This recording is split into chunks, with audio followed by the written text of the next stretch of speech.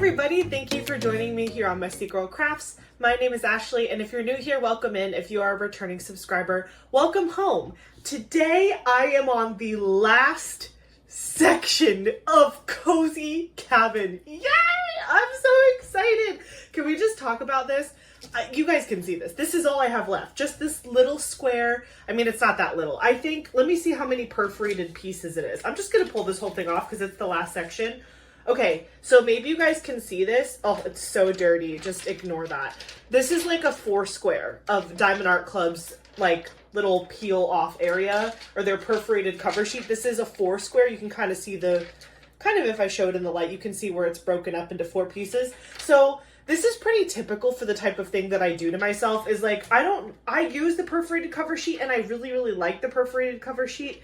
But I just make my own rules and make the sections that I feel like doing in the moment.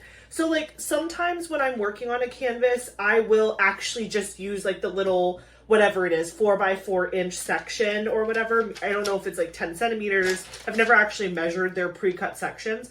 But sometimes I will just use what they suggest. But if I'm feeling particularly excited, or if I'm getting summit fever on a painting such as this, I just start ripping off giant sheets and I'm just like, let's go. So I've done this whole beautiful section over the last few days. I was working on, where's my little magnet? Hold on. There it is. I was working on Angel of Justice, finished my top first row of Angel of Justice.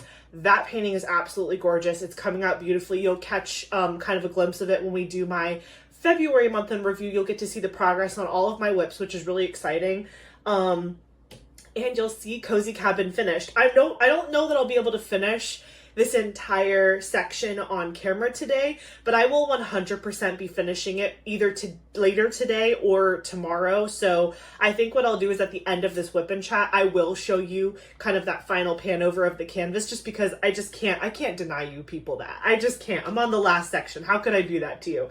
So today we're going to work on the last section a little bit, as much as we can. I am kind of glad that this is the last section I landed on. I was able to get the little kitty done. The little kitty is right here, if you guys can see. So the kitty is what I worked on yesterday morning, and then right before I was filming, I was working on it just a little bit. The reason why I didn't want to do this one on camera is because it was a ton of confetti, and I think it would have just been harder for me to like carry a conversation with you guys while I was working on a super heavy confetti area. This last section is like a lot of color blocking. There's still a lot of color changes happening, but like there's some pretty big areas of like similar colors in here, so I think I'm gonna have an easier time kind of bopping around like I do in these videos, because I have stuff to show you, we have stuff to talk about. It's our weekly catch-up, and so I just want to make sure that I can focus on the canvas while focusing on you all and not mess up what I'm doing. There really isn't too much of a need of my cover minder, but I guess I'll try to use it. Well, actually, no, that's not true. I can kind of pull this back halfway, and maybe during this video, we'll just focus on like this bottom half of the section. So I'm going to work on this bottom half, and maybe I'll leave this top half till later today. Or hey, if we are trucking along, maybe I'll be able to get to that part. But I think I'm going to do this kind of last little corner here, and then I'll end on this section for the whole painting. I'll be using my Bijou Bliss tray, hashtag Bijou Gang. This is a cute custom tray that I did with the bow stamp on the top. It's got like a matte lilac color, and then like a shimmery cyan or shimmery blue, and then like a magenta, hot magenta pink. It's really, really pretty. So this is the tray I'll be using, and I have my trash. I've been using this Diamond Art Club little tray as my trash holder. I don't want to totally tip it over because I don't want it to fall, but that's how much trash I've collected in this last row. And again, when I say last row, it's really like 2 rows of perforated cover sheet, but I just like to make bigger sections for myself, because usually when I'm not somebody who, and let me know if this is you also, let me know in the comments if you're the same way as me.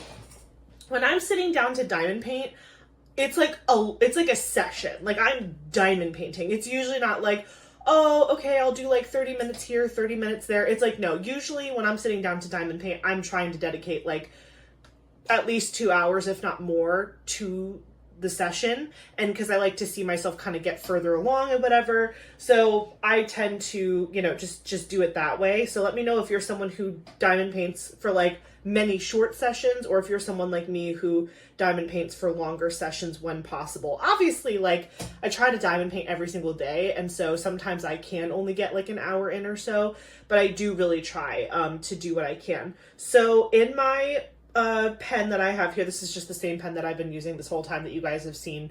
It's a Diamond Art Club pen, but it's got this like really pretty galaxy colorway to it. It's like purple and blue shimmer. And then it has an 8 placer on this side. And I think right now I have Tracy's DP World Gingerbread Putty in it. So this is what I'm using in my multi-placer. And then in my single placer, I think this is still just pink wax. So let me just load up this with some fresh pink wax before we get started.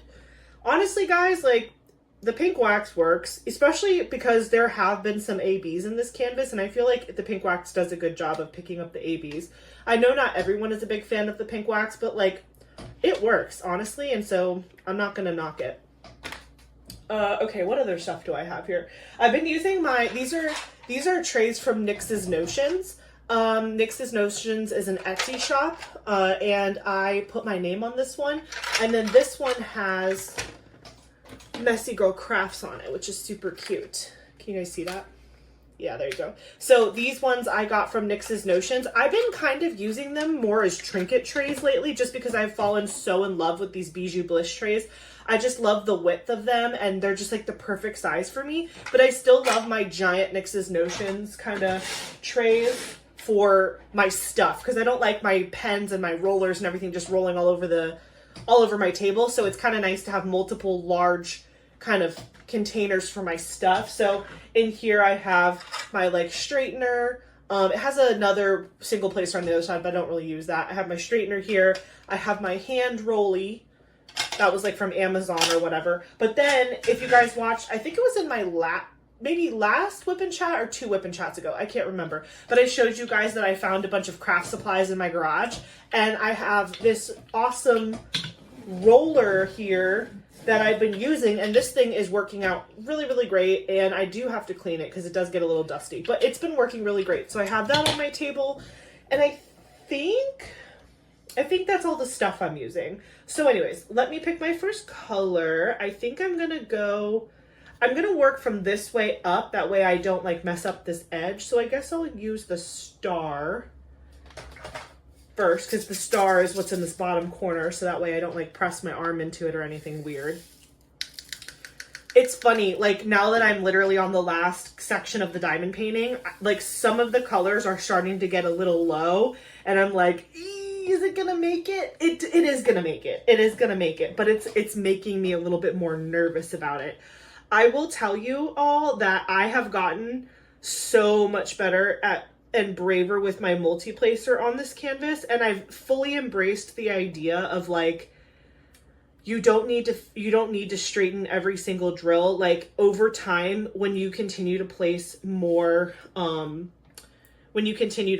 drills down, they'll begin to straighten themselves. That is true. Sometimes I feel like if I'm over cautious and I start straightening too much as I go, it almost like messes up the natural flow of the painting. Like I try to overcorrect and then it doesn't come out as good or whatever. So I've just been trusting the process a lot more with this one. I will say, like, I did notice there was some gapping, and I'm just at the point where I'm just like, you know, Ash, you just gotta let it go. Ain't nobody gonna care about it looking at it from a viewing distance. And it's not like horrendous gapping.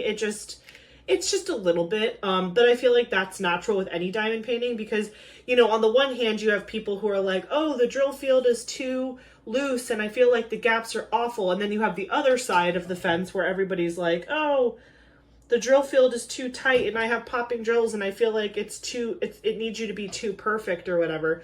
So I'm kind of the mindset where I prefer a tighter drill field just because I feel like I don't want to see gaps in my painting, but at the same time, like nobody places perfectly. So if there wasn't a little bit of looseness, you would probably hate it much more if all of your drills were constantly falling off your painting when you pushed drills around. They were just like, you know, moving. Something that definitely has helped me with gapping recently is like, I will like I'll use my multi-placer in an area with color blocking, obviously, to kind of frame the space.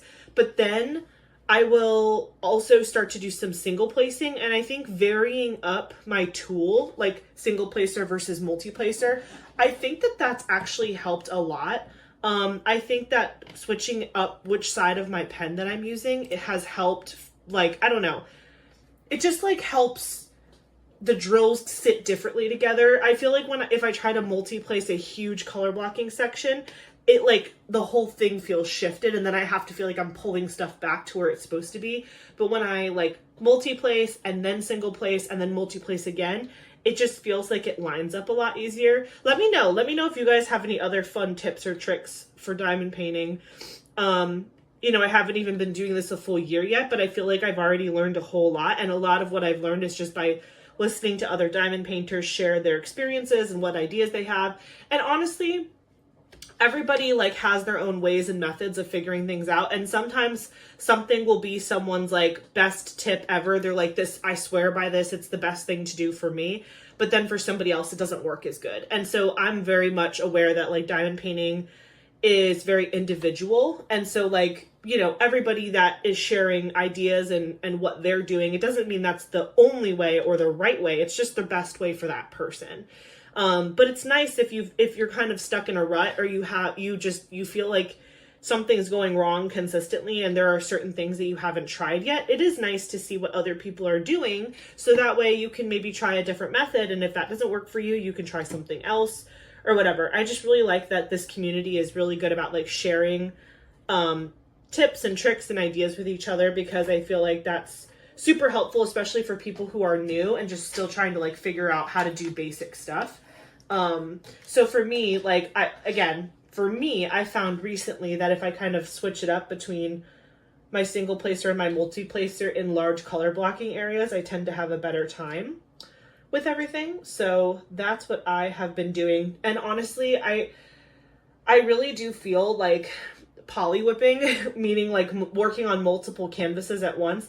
I do think that that is also, I don't know, I think I said this last time, I just feel like I'm diamond painting faster, and I'm not rushing. I'm not trying to diamond paint fast. I'm going at my normal pace. If anything, I almost thought I would diamond paint slower, because right now with like work and stuff, I've just been working a little bit later some nights during the week, and I don't feel like I've been getting as much time to diamond paint. But again, I'm still getting to sit down every day and diamond paint, but I just don't feel like I'm going as long as I used to, because I feel like I'm just balancing and navigating a lot of things right now. But yeah, even still, I'm actually feeling like I'm accomplishing things that I want to accomplish, and timeline wise, things are really working out for me. And I just think it's because I get excited about it because I'm working on a canvas, and then I'm excited about the next one that I'm going to switch to. And it's just been really, really good.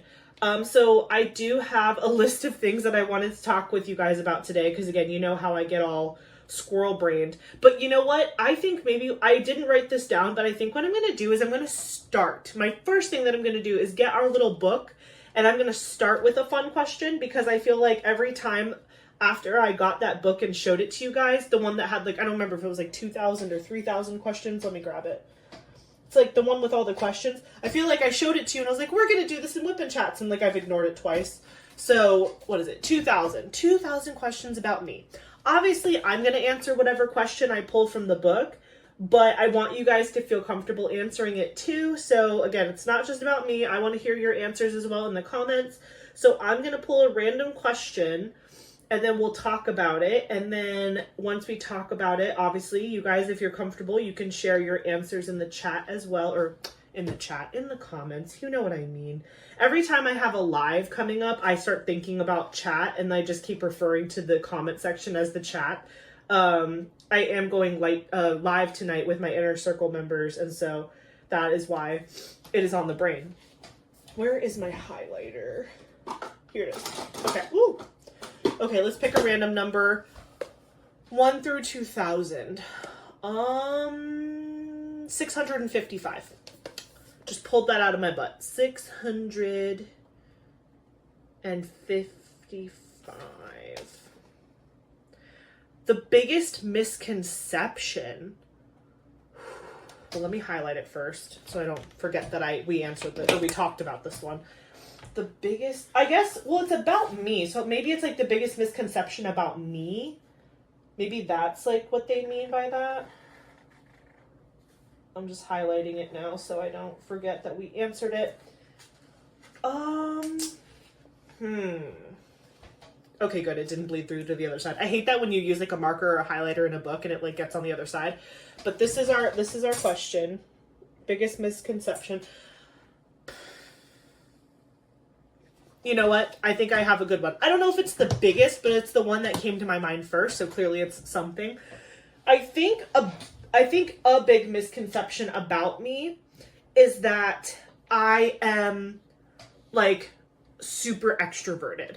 I think that I have a big personality, and so a lot of people assume that, like, you know, I'm the life of the party, I'm the one running around, I'm like, you know, very charismatic. And I'm not saying I'm not those things. I just think that, like, when you meet me, sometimes, like, I think my quote unquote, like, larger than life personality, people are like, oh, like, that's definitely an extrovert. But I am actually a homebody. Like, I am actually extremely introverted, and I'm sure there are other diamond painters that feel the same way.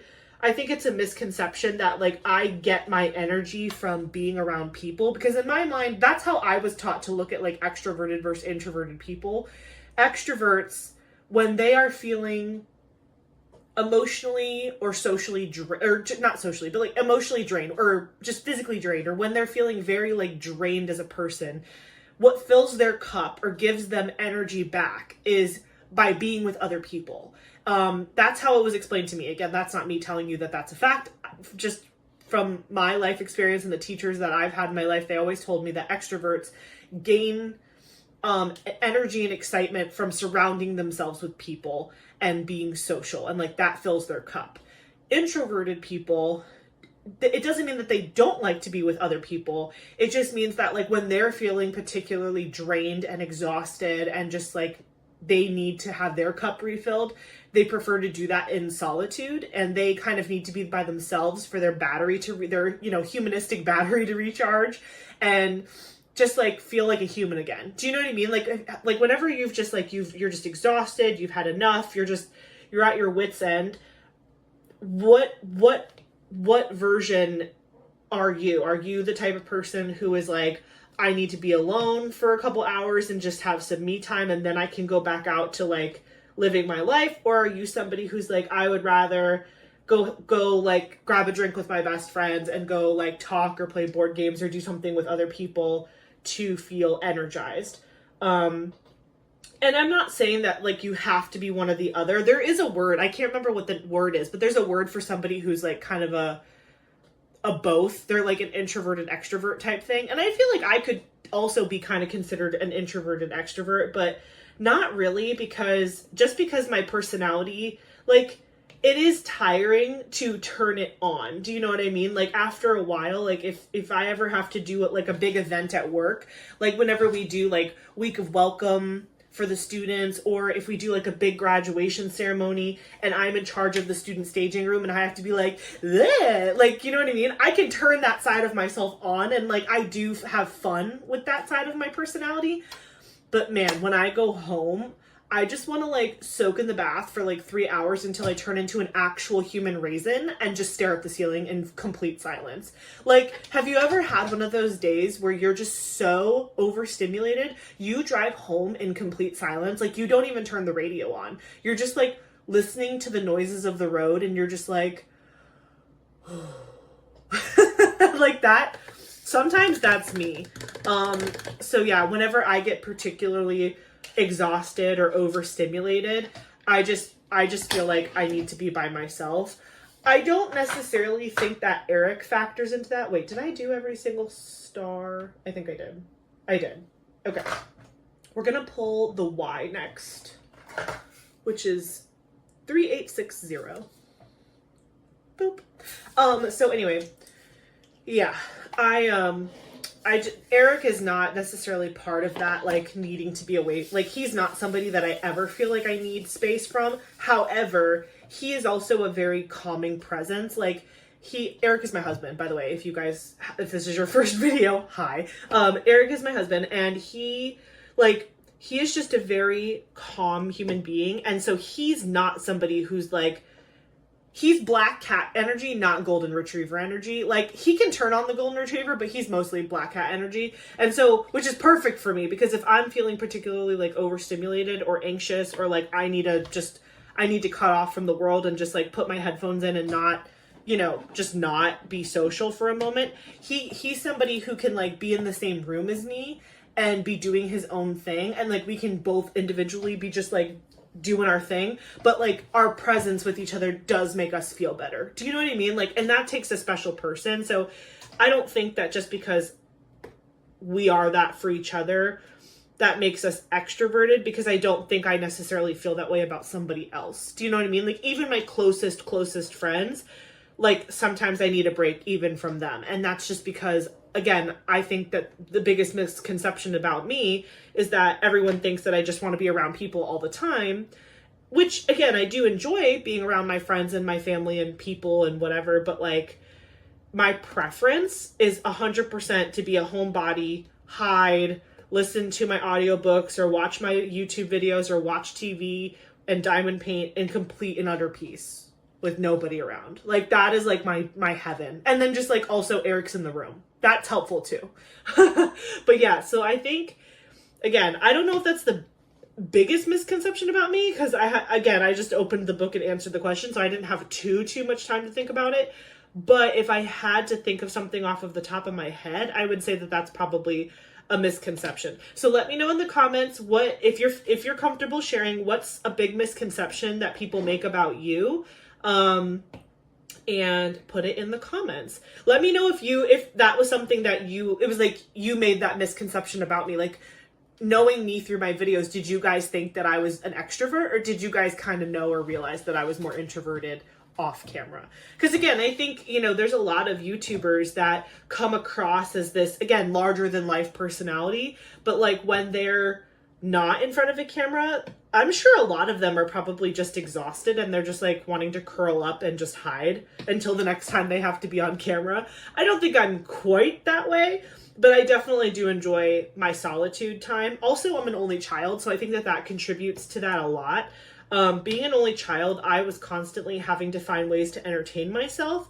And so part of the reason why I think I enjoy being by myself is because I was by myself, and like I do know what makes me happy and how to entertain myself, and I don't really need other people around to have a good time. Whereas sometimes I think people with siblings that are close, people who are close with their siblings, I should say, they might need a little bit more social interaction because that's just what they're used to. Like, they're not used to being completely alone and just having space to themselves. They're used to people like coming up around them all the time and like talking to them and whatever. But again, like, I know I'm not trying to overarching categorize anyone in a particular way because of how they were raised, but I do think that our upbringings do contribute a lot to, our personalities and what we like and what we don't like. And sometimes it has the adverse effect. Like, sometimes people were raised with siblings and they're just like, oh my gosh, get away from me. I want to be alone all the time. I hate having people around me all the time because I grew up with people around me all the time and I'm sick of it. Same thing, like, there are some people who are only children and they like crave a social calendar because they're like, I've been alone for my whole life and I wish I had people around me all the time.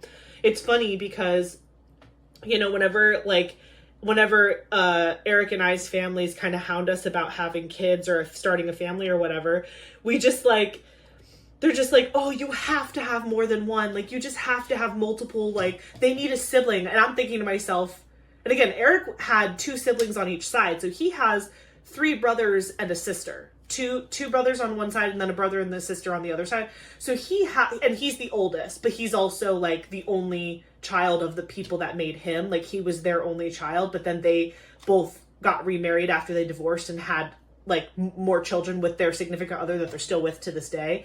And so, like, he grew up, no matter what household he was in, he had siblings that were younger than him, like running around in circles. And so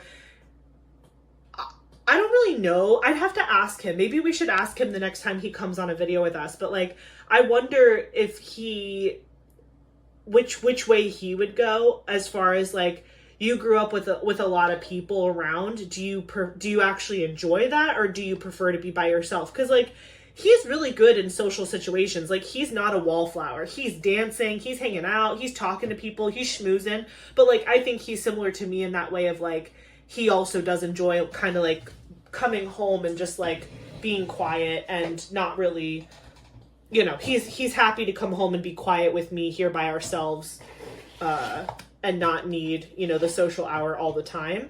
But I wonder if like growing up, he was like, man, I can't wait to like grow up and like be by myself, or if he did feel some sort of like emptiness or loneliness knowing that, you know, he used to always have people around him and then he didn't. Although it's going to be an interesting, I definitely should ask him, because he'll have an interesting perspective, because technically, even though he has 4 other siblings, they're all half siblings. And I know that doesn't like really matter. Like, they're his brothers and sisters. Like, that's how he views them. He doesn't view them as like half anything. But maybe subconsciously that makes it a little different. Like, maybe even though he did grow up with siblings, maybe in his mind he still kind of considered himself an only child. So again, like, not saying he didn't love his brothers and sisters as full siblings, but maybe in his own mind, because he was the one that had to continue to bounce back and forth between homes, he still viewed himself as an only child. Wow, that's deep. Let me know. Were you guys in that situation? I was in a sort of similar situation. Not quite, because when my mom and dad had me and then got divorced, my mom was like, she's the only kid I'm having, like, I'm not having other kids. And so when she married my stepdad, like, he knew full well that, like, getting into it with my mom, like, she was like, I don't want to have more kids, like, she's my only daughter. And he was cool with that, and so they continued on their relationship. My dad, when he married, well, not when he married my stepmom, but when he met my stepmom and they became serious, she already had kids from a different relationship. So they became my stepsisters because of just, you know, marriage and whatever. And so I grew up having sisters from my stepmom, and again, like, I acted like they were my real sisters. Like, I didn't view them as like, they were technically my stepsisters, but like, I was so close to them that they felt like my sisters anyway. But I still felt like an only child, because I would only see them every other weekend when I would go visit my dad, because they made sure that both of their kids had the same weekend. So it wasn't like I was there one weekend and then the following weekend they got the girls from my step. You know what I mean? Like, they did a good job of making sure that our weekends always matched. So that way, whenever they were watching their children, it was like all of us at the same time, so that we could have a relationship, which I really appreciated, because as an only child, it was kind of fun to feel like every other weekend I was going over to my dad's house, and it was kind of like a sleepover. Because again, like, I didn't get to see them every day. I didn't grow up with them in my like everyday life, but I did grow up with them every other weekend. And they would come to my birthday parties, and I would go to, like, we were still very much involved in each other's lives, but it was like not the same as having a sibling that's with you like 24/7. So I very much still felt like I grew up as an only child, even though I did have step siblings and a half sibling that I saw on occasion. But yeah, just because I grew up that way, I just always really enjoyed my peace and quiet. And I really did enjoy, you know, entertaining myself. And I obviously, growing up in the 90s, I feel like that was like the perfect time to grow up and kind of figure out your own way, because that was like, it was just such a wonderful time to grow up, because technology was just kind of starting to boom. So we did have, we did have Nintendo and Sega, and we started to have some really crappy computer games and stuff like that. But we were also still the generation of kids that got told to go outside, and we would ride our bikes around the neighborhood and get lost and chase ice cream trucks. And like, I really think like we had the best of both worlds. Like technology was getting good enough to like start to be fun, but then also like we were still very much like outdoors kids, and like we just had to come home before the streetlights came on. Do you know what I mean? Like, we were like that perfect balance. And obviously that was before 9/11, so like there was just a lot less anxiety in society, I think, overall. Like, I'm sure, adults were still freaking out about stuff, but I felt like in general, it was just such a different place, a different time to grow up than the kids that have to grow up in today's world. Do you know what I mean? So it's interesting. It's interesting to think about how different generations think about their upbringing and like what that time was like. But anyways, back to the original point. I always do this. I don't know why you guys even watch me. I am the worst at rabbit holing and tangenting everywhere.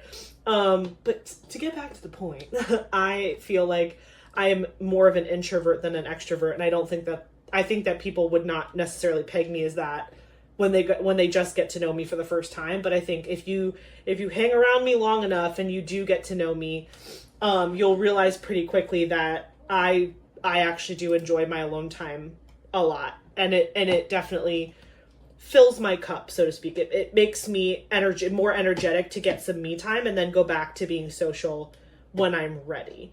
So yeah, that would be the very first question in our fun little book. So again, we have 2,000 questions. I definitely want to hear your guys' answer to the question. And again, if I remember, which I'm going to try to be better about it. I think doing it in the beginning of the video is good because then it's like we talk about it and we get it out there, and then we can start talking about like diamond painting stuff and whatever. Because I think once I get on the diamond painting train, it's over. like I don't know how to reel myself back in after we start talking about diamond painting. So I think starting the video with the question is a solid way to kick us off, and then we can always circle back around to the other stuff, the other fun stuff that we want to talk about. So anyways, the first thing on the agenda to discuss was, what did I buy this week? So let me go to my spreadsheet really quick. I wanted to look. I've been pretty good this month. I mean, I definitely have bought things this month, but overall, like, I feel like, you know, it's less than last month and I'm still under budget, which is really good. But let me see, what technically was the first day of this month? I'll count it as Sunday. The 16th. It's currently Sunday the 23rd. So a week ago was the 16th. So what have I bought since the 16th? Okay. Yes. It's so funny when I look at like my spreadsheet and I'm like, oh, yep, I bought that. I bought that. So I don't know if you guys saw, but Diamond Art Club on their Amazon storefront dropped like a bunch of Disney princess kits that are like snack sized or like small sized. And I didn't get all of them, but I definitely got a few of them. I picked up, which ones did I get? I got Ariel, Currently Busy Exploring. That's the title of the first one. I got Pocahontas, Believe in Magic, Belle, Life is Beautiful, and Jasmine, Made for Soren. So I got those four. I loved them all. I really did. But I was like, let me just, my stash is already huge. I was like, let me not just get all of them just to say I have all of them. Let me only get the ones where I'm like really jazzed about the picture and the princess and whatever. Because I just feel it in my bones that like at any moment Diamond Art Club could just like do a huge Disney drop for any particular reason. And so I'm hesitant to like go all in on any one particular release because I just feel like at any time they could just drop the hammer on us, and I don't want to be caught without funds to contribute to that, because I just know that like if some of my favorite movies started coming out as diamond paintings, like I would just lose my mind. Diamond Art Club, I think today actually posted a picture and they were like, oh, like what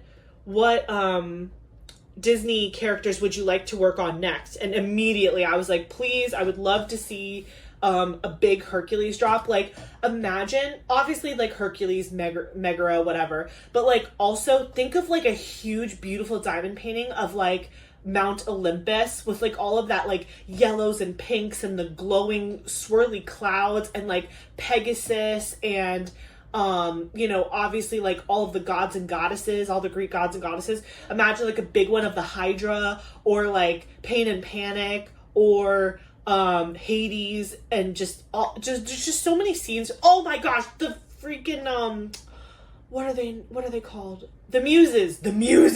Imagine like a horizontal diamond painting of all of the Muses, like just posing, just posted up looking fabulous. Like I am so ready. I'm so ready for just, honestly, you could do a whole Hercules drop and I would probably buy most of the diamond paintings. Another big one that I'm dying for is Lion King. I feel like they're holding out on us for something. I don't know what, because I feel like they like to do things within a theme or within a, like, for example, they did, was it Valentine's Day? Yeah, I think they did a couple Disney drops for Valentine's Day. they did a big Disney drop around Christmas. So like there's like during big seasons there, it seems like they're kind of also throwing a Disney release out there. So I'm just kind of wondering like what we'll see next. Or maybe like if there's a big Disney thing happening that like like for example, if there's like a Disney anniversary or whatever, maybe like that's also an indication of when something might be dropping. I'm just guessing. I'm totally speculating. But yeah, I'd love to see Hercules. I'd love to see The Lion King. Especially if they ever decided to include like sequels. I don't know if we could get so lucky, but man, if they ever dropped like Kovu, because again, you know, I have a baby kitty named Kovu. Because that I named him after Kovu from Lion King. Like if they ever had a Kovu diamond painting, I think I would just die. So that would be really cool. And I would love to see. I put in my post because I responded to the post. Obviously, I was like, well, if you're asking what I want, I'll tell you. I would love to see a Treasure Planet diamond painting or multiple. I love that movie. That movie was like probably one of the first, like watching that movie as like a preteen, like it like made me feel something. I was like, I was like too young to process what emotions I was feeling, but I felt them. And it's just such a good movie. If you've never seen Treasure Planet, I highly, highly recommend watching that movie, with lots of snacks and tissues nearby, because it's a good one, and it's like an emotional feel-good movie, in addition to just being really fun and clever and wonderful and visually epic for sure. That's why I think it'd make such a fun diamond painting. It's because like Treasure Planet is just full of like really awesome space imagery. Like there's like a city in a crescent moon. And so it just like, again, the imagery of that movie just is so awesome. So yeah, those are some things that I would look forward to. Ironically, a lot of people have been crying out on the internets for Cinderella. And I agree, we have not seen a Cinderella drop or like Cinderella really included in any of the diamond paintings, which is fascinating to me because we've seen a lot of Disney princess stuff, but not the queen herself. So I wonder what that means. I wonder if they're just like trying to get it right, or if they're just like holding off. Like, is there a reason why we haven't seen Cinderella yet? Or like, I don't know. But I also feel like some of the newer Disney movies have become so popular with like newer generations that I don't know, is Cinderella still that girl? Is she still the it girl of Disney? I mean, I know Disney World's like whole princess, like, I mean, their whole castle is like after Cinderella's castle and the whole thing. But like, I don't know. I feel like Frozen has taken over the universe and now everybody's like everything about Anna and Elsa. But I am still an original princess lover. I don't not like Anna and Elsa, but like I am definitely a Belle, Cinderella, Jasmine stan. Do you know what I mean? Ariel, the whole nine yards, the original Rat Pack of Disney princesses. I'm still a fan of them. And again, all of the new ones are great too, but it'll be interesting to see when we do eventually see Cinderella and how that kind of comes out. What I was really hoping for, which again, maybe we'll get it next year, or maybe we'll even get it later this year and we just don't know what we don't know.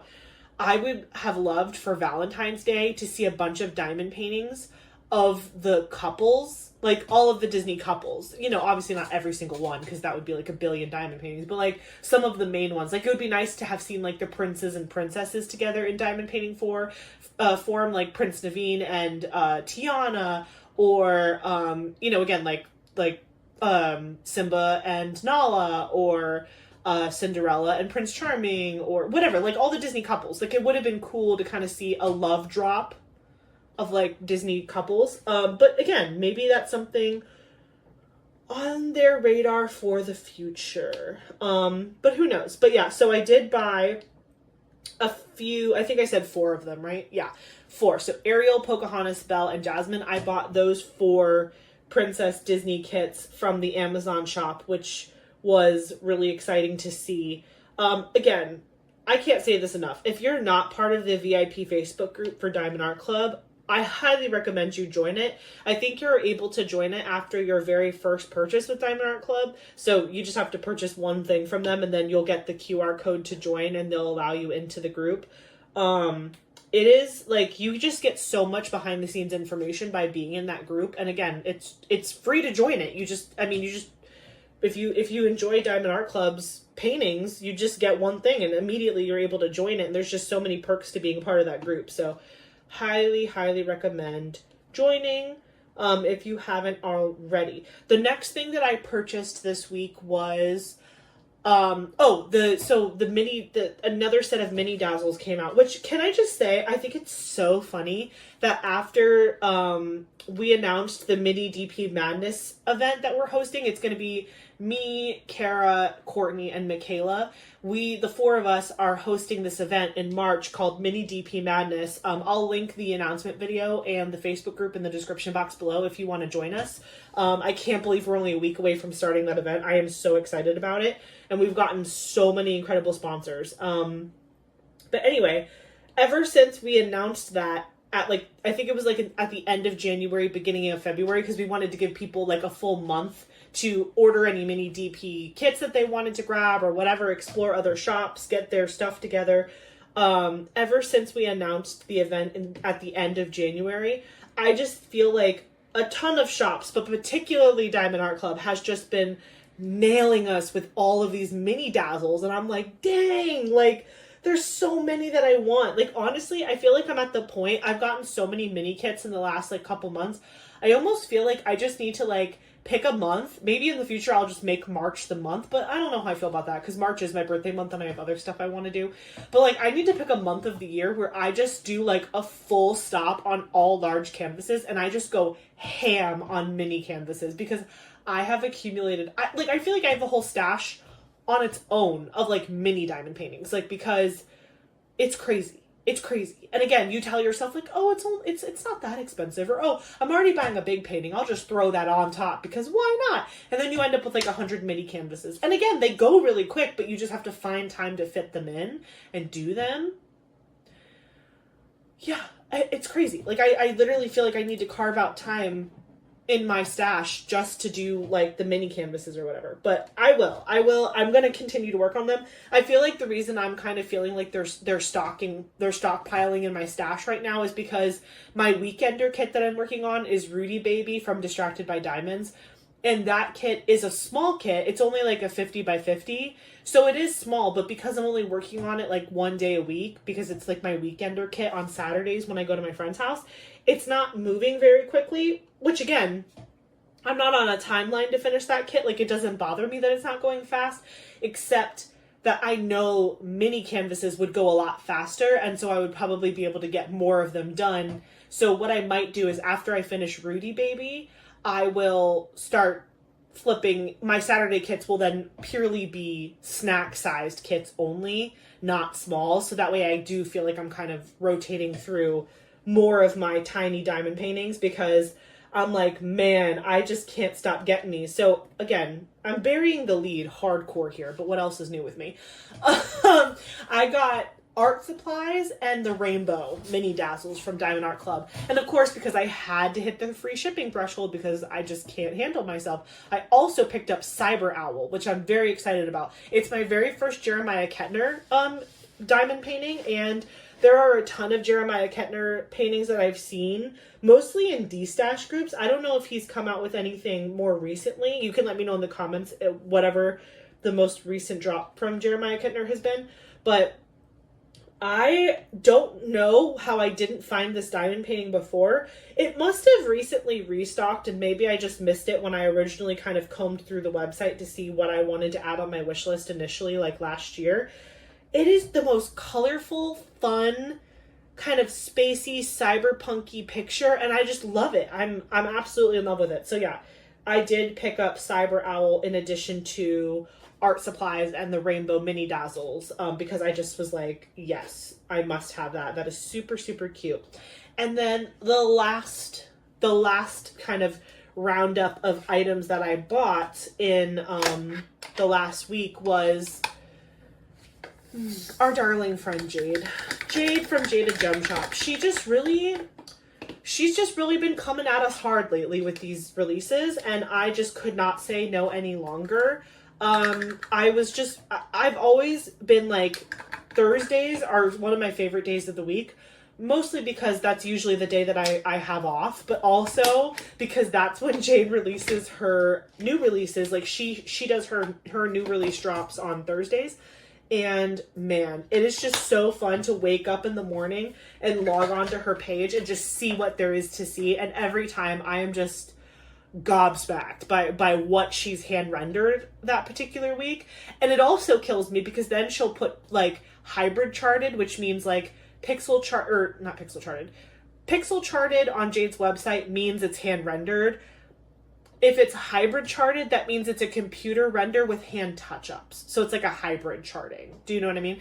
And so there are some kits that are hybrid charted that I'm like, okay, well, I need that to become pixel charted like immediately. And she does have a service on her. Oh, I put that away and I had a thing. Why? Sorry, there's a spare drill in my tray and I got distracted and I was like, no, I must go back in its original thing. Okay.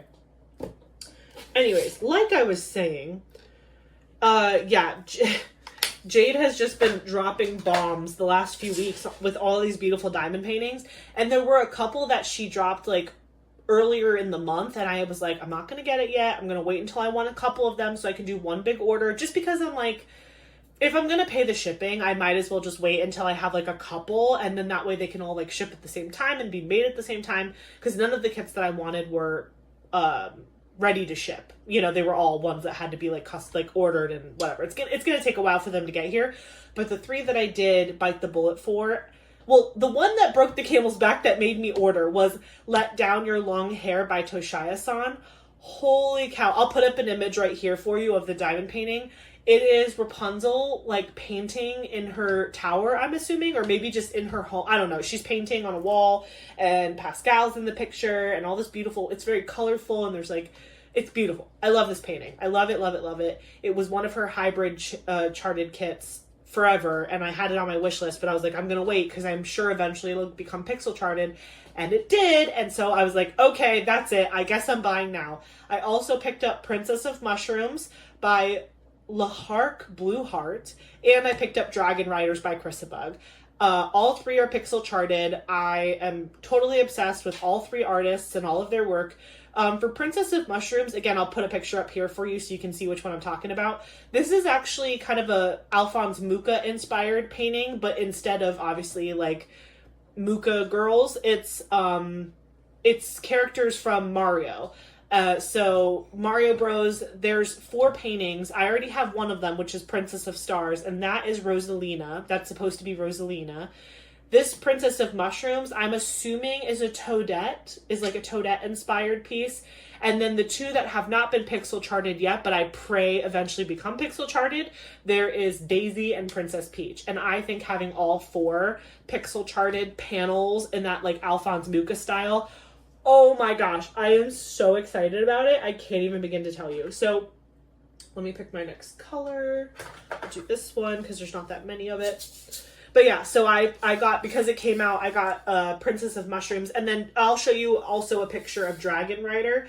Dragon Riders specifically is inspired by, if I had to guess, inspired by the Empyrean series, which is the Fourth Wing series. It's by Rebecca Yarros. So that's Fourth Wing, Iron Flame, and the newest book, Onyx Storm, just came out. If you guys have been watching my channel, you know that I did read that book when it was released in January. It took me about 2 weeks to finish the book, not even, maybe a week and a half, to be honest. And it ripped out my soul. It ripped out my soul and made me cry. And so when that diamond painting came out, first of all, Chrisabug, full stop. Full stop. The fact that that kit is, Chrisabug is such a good artist. And I remember seeing Chrisabug post that image on her Instagram, and I was just like, if I don't get this in a diamond painting, I'll just cry. I'll just cry. It's basically, and again, I'll put up a picture, but it's Xavier, and Violet from Fourth Wing, just looking all awesome and cool, and they've got the dragons, and it's got like this really cool border. There must be something in me that just likes a framed piece. I've just been really drawn to images that have kind of that border style around it. Like, I can't remember off the top of my head, but I think Princess of Mushrooms has that too. Let me check. Yeah, kind of. It's just very organized. Like there's like that framing to the image, you know. Dragon Riders has it. The other one, not Princess of Mushrooms, but the Princess of Stars has a similar vibe to it. That Diamond Art Club kit that came out during Cyber Monday that I picked up, the Red Riding Hood one, that has kind of that Alphonse Mucha border style to it. So yeah, those are the things that I bought in the month, or sorry, not in the month, last week. That's what I've bought since last Sunday. But again, I think I was feeling a little bit more flexible this last week than I have previous weeks because I did have budget left, and so I was like, well, if I like enough things from a small shop where I can kind of combine shipping and stuff, I might as well do it all together. So that was really fun to be able to put a little bit of a dent in my Jaded Gem Shop wish list and getting some of those kits that I was really looking forward to. And then also picking up just a couple things from Diamond Art Club. I will say, aside from the Amazon kits, because again, the Amazon kits, they are Diamond Art Club, but like they're not like from the main website. They're not like the new release drops that happen on Saturdays or whatever. So I got those 4 kits from the Amazon drop, and then I got the 2 mini Dazzle kits plus the Cyber Owl kit, which is the Jeremiah Kettner. So I guess 1 regular size painting and 2 mini paintings. That's all I got from Diamond Art Club last week, which is still a lot, but it feels not like a lot to me. I don't know. It feels like I felt like I was more judicious about my Diamond Art Club purchases last week. I felt like I was more like last Saturday, this Saturday, like I didn't pick up anything yesterday. When the Saturday drop happened, I refrained. I did not pick up anything new. We'll see. I mean, it just depends. There are some artists that are just must-haves for me, like Margaret Morales, where it doesn't really matter what's happening. Like I'm gonna pick up the painting because it's my favorite artist. But then there's other times, which I actually prefer when this happens, but there are other times where like no kit in particular really screams my name, or maybe I think it's really pretty but not enough to like, it's not like I need it right now, like for it to just sit in my guest bedroom in my stash. Like there are some kits where I'm like, maybe by the time it restocks, maybe by then I will want it for a particular reason. Like maybe there's a special event coming up where I think it would go perfect, or maybe there's a theme that I'm interested in, or maybe my taste changed and I liked it more now than I originally did when I saw it when it was a new release. You know, there's so many reasons why you might change your mind on a diamond painting, and that's why I have my on the fence wish list, is for that exact reason, because it's like something about this painting intrigues me. I'm just not ready to fully commit to just buying it right now. And it's also one of those things where one of the things I ask myself when I see a new diamond painting come out is I say, if this diamond painting discontinued, would you be sad? And if I can say no, I wouldn't be sad, then that kind of gives me all the information I need, because, you know, if I wouldn't be super sad if it got discontinued after its first run, then I really don't have any business buying it right now, because there are so many other paintings that are around that I know if they became discontinued, I would be very sad. So that's one of the things that kind of helps me make those decisions in the moment when a new painting is coming out. You know, I try not to let FOMO get the best of me, and I try not to feed into that like I must have it all mentality. Like if I get a diamond painting, I really want it to be one that I can see myself working on eventually, even if it's a while from now. Like obviously I'm not Superwoman. I can't finish 100 diamond paintings in a year, especially with a full-time job. But I don't want to get things without thinking about, you know, why is it that you really enjoy this painting? Is it something that you feel you would be sad about if it got discontinued? You know, or for example, with like some of the small shops that don't really get rid of their inventory, it's made to order, so like they're not really discontinuing many of their kits. It's like, do you need this right now because you're going to work on it, or because it's like there's a sale going on? Like in those scenarios, kind of like what I was talking about with Jaded Gem Shop, I feel like with shops like that where they're made to order and it's not necessarily just like inventory sitting in their shop, I like to kind of wait until I have a couple that I want to order all at once, because it just to me makes more sense unless I'm ordering it for a very specific reason and like I want it in my possession so that it's ready for an event or something. Like when my very first Jaded Gem Shop order was the Vincent van Gogh painting, and I'm going to be doing that for Summer with the Masters. And it was my very first time ordering from Jaded Gem Shop, and everyone had said to me that because it's made to order, it can sometimes take several months for the painting to come in. Once I decided that that was the painting I wanted to do, I decided to order it right away by itself, like just that one painting, because I was scared of, even though I ordered it last year, I don't know, I just was like, well, what if something happens and it takes forever, and, you know, I don't want to be left out because my painting didn't show up in time. So I was just like, I've already committed to this being the painting that I want to do. I might as well just get it now because I already have like a set plan for when I'm going to do it. And so I ordered it last year. It's been in my stash room or whatever. So it's ready to go, and I don't have any fear or anxiety about not getting something in time because it's been with me and I already made that decision.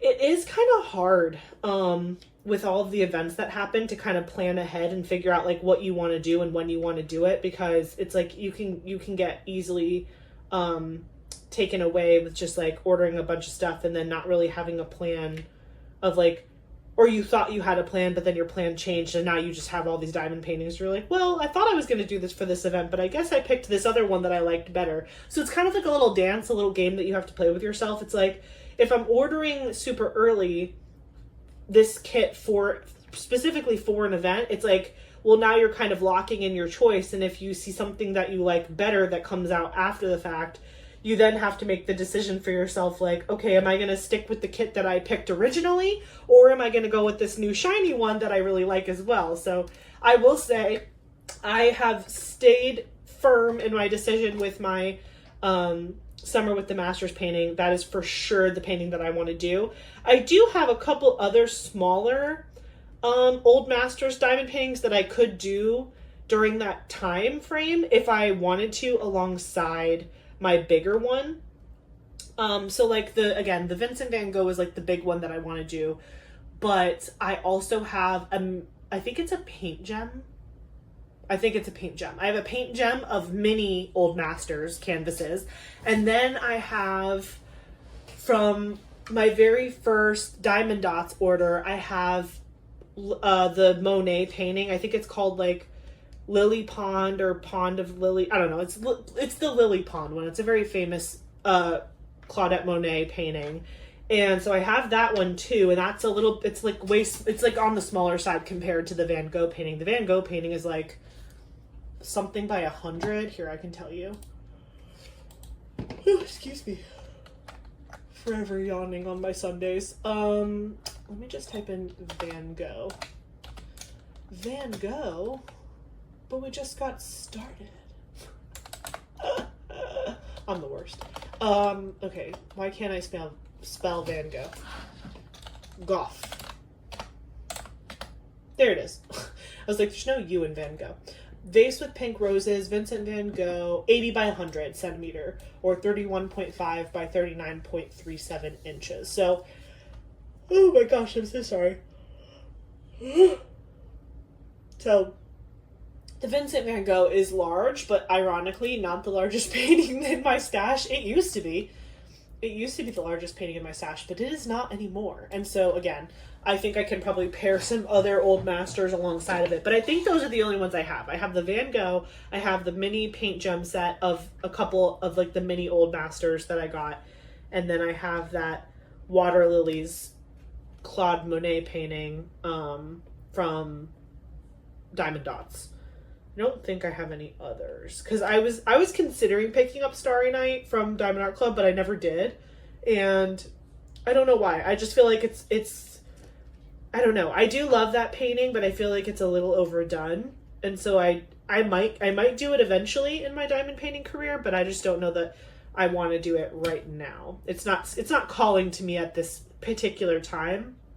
I kind of like the idea of doing Old Masters that are like a little less known. And again, the Van Gogh one, I want to frame it and put it downstairs because I really like having like big works of art on my wall downstairs. So I think that that one would be really, really pretty framed. I'll probably take it to Michael's and get it framed like I did my last one when I gave that gift to Eric's parents. I think that it came out really good and it wasn't too expensive to do it that way. So I think it'll look really good downstairs. But I also really want to try dry mounting one of my diamond paintings, and I actually recently watched Shay's video from Crafting with Shay. Oh my gosh, she did such a good job. She did this whole video of like going to Hobby Lobby, I think she did Beachcomber's Bounty and she got it dry mounted and it was like $18 or something like that. I was like, girl, yes, like I want to do that. So who knows, I might try to do that with one of my diamond paintings. I'm not sure which one. Maybe I'll do it with Hades and Persephone, because I told Eric I was thinking about putting Hades and Persephone in our bedroom just because it's like a really cute couples picture. So I might put that one up in our bedroom, and that one might be really cool dry mounted and kind of like wrapped around a canvas or a foam board or however they do it. And again, like it's ironic to me that the person that Shay worked with at the Hobby Lobby was like super nervous about doing it because she was afraid that the heat of the process for the dry mounting could like hurt the diamonds or whatever. Everyone that I've ever seen show a painting done that they've gotten dry mounted at Hobby Lobby, they all come out amazing. So there must have been a scenario where like one person had a bad experience and like just really got upset or whatever and like put the fear of God into like all of the Hobby Lobbies and they were like scared to do it. But I'm guessing it wasn't a Diamond Art Club, because everyone that I've seen that's gotten it dried mounted that was a Diamond Art Club, they've all come out beautiful. So, and the one that Shay did came out stunning and all the colors are just so pretty.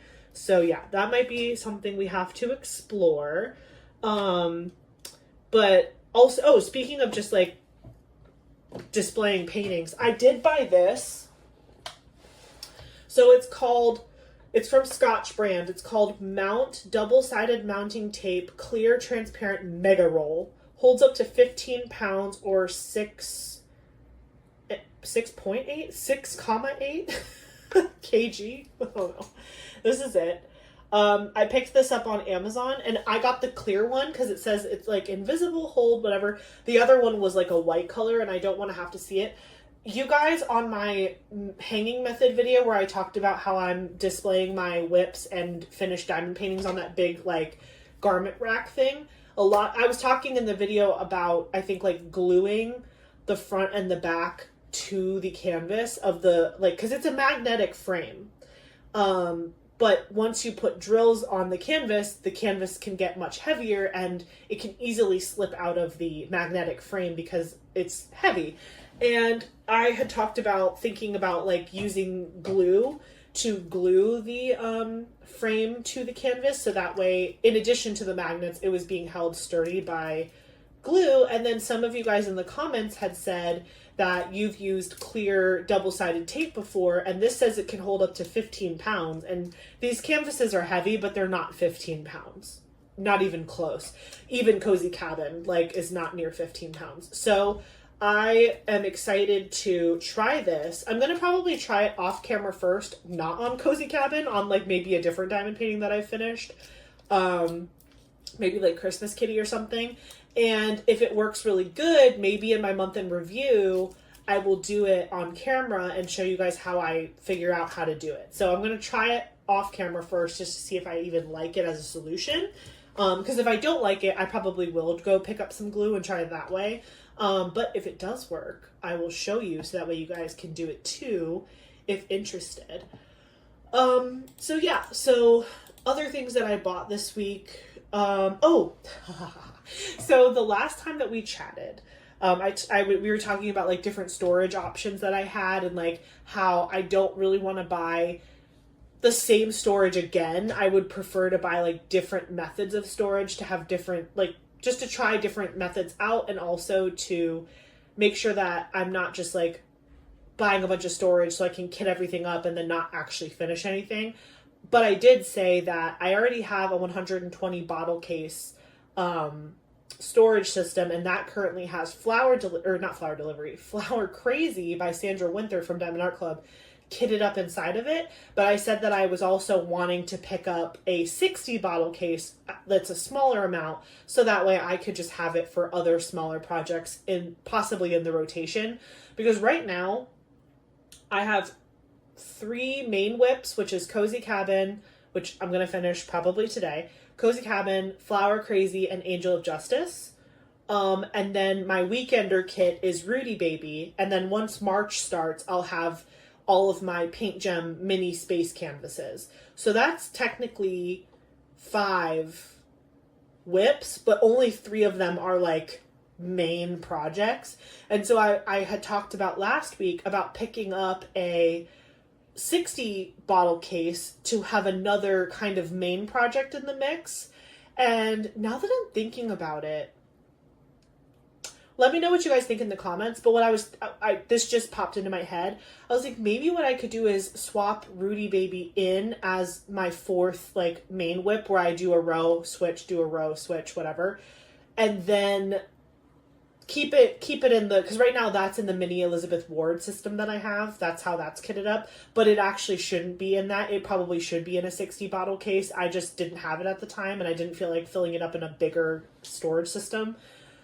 But I could move that as a 4th whip and then use my 60 bottle case, which I'm about to show you, for something else. Just because like I do kind of want to get through Rudy Baby a little bit faster, so I could start I want my Saturday kit to be mini canvases, but I made that decision after I had already kitted up Rudy Baby.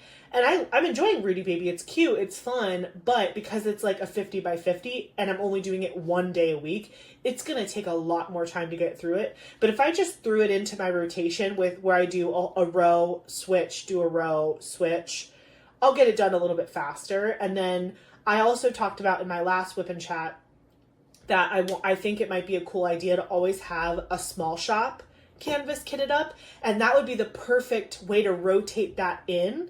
Because if I put Rudy Baby from Distracted by Diamonds, which is a small shop, into my rotation of my 4 main whips, like the bigger ones, then that would incorporate the small shop rotation, and then I would finish Rudy Baby faster. And then once I finished Rudy Baby, I could replace it with another small shop canvas, and like that could be, oops, I just totally took a sticker off of one of my things. My bad. I see, that's the other gripe I have here is, I'll talk about this later, but one of my gripes with these stickers is it's like you don't want them to stick too good, because then they're harder to get off, but also you want them to stick enough to where you don't accidentally like touch the top of a container and it takes the sticker off. Sorry, I have to lay some drills down. I get very distracted when I'm talking to you guys, and then I just stop diamond painting because I'm just talking.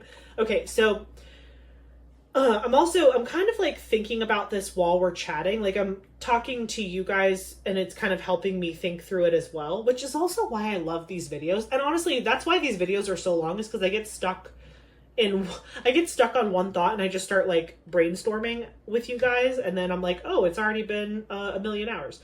So anyway, I think I like that idea. Also, that's going to be good because with March being the mini DP Madness event, if I dedicate my Saturdays to working on my mini canvases, I will definitely be able to get a few of them done in one session. And I'm just thinking it through, and I'm thinking that's probably the best move. So what I can do is I can make Rudy Baby my 4th main whip. Then when March starts next Saturday, those mini canvases, which the mini Paint Gem canvases that I'm doing for my event, that is kitted up in my Forever Young tray system, which it's right there. That right there. I showed it off in a previous whip and chat, but my mini Paint Gem set is kitted up in that already. So that can be my Saturday project, because again, I'll be able to get through a few of them in one session. And then Rudy Baby will work up a lot faster because it's only a 50 by 50. So I think the entire diamond painting has maybe if I had to guess, I mean, it's not a perforated cover sheet because it's not Diamond Art Club. It's from Distracted by Diamonds. But if in my mind I put cover paper on it, I would say there's probably maybe six or seven rows, depending on the size of the cover paper. Maybe six. It's really not that big. It's a 50 by 50. So really, you could say five 10-centimeter rows. That's probably what I should do, is just do 5 10-centimeter rows.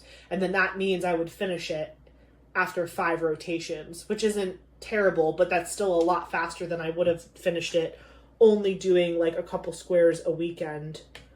Do you know what I mean? Like, I think I'm going to finish it much faster doing it that way.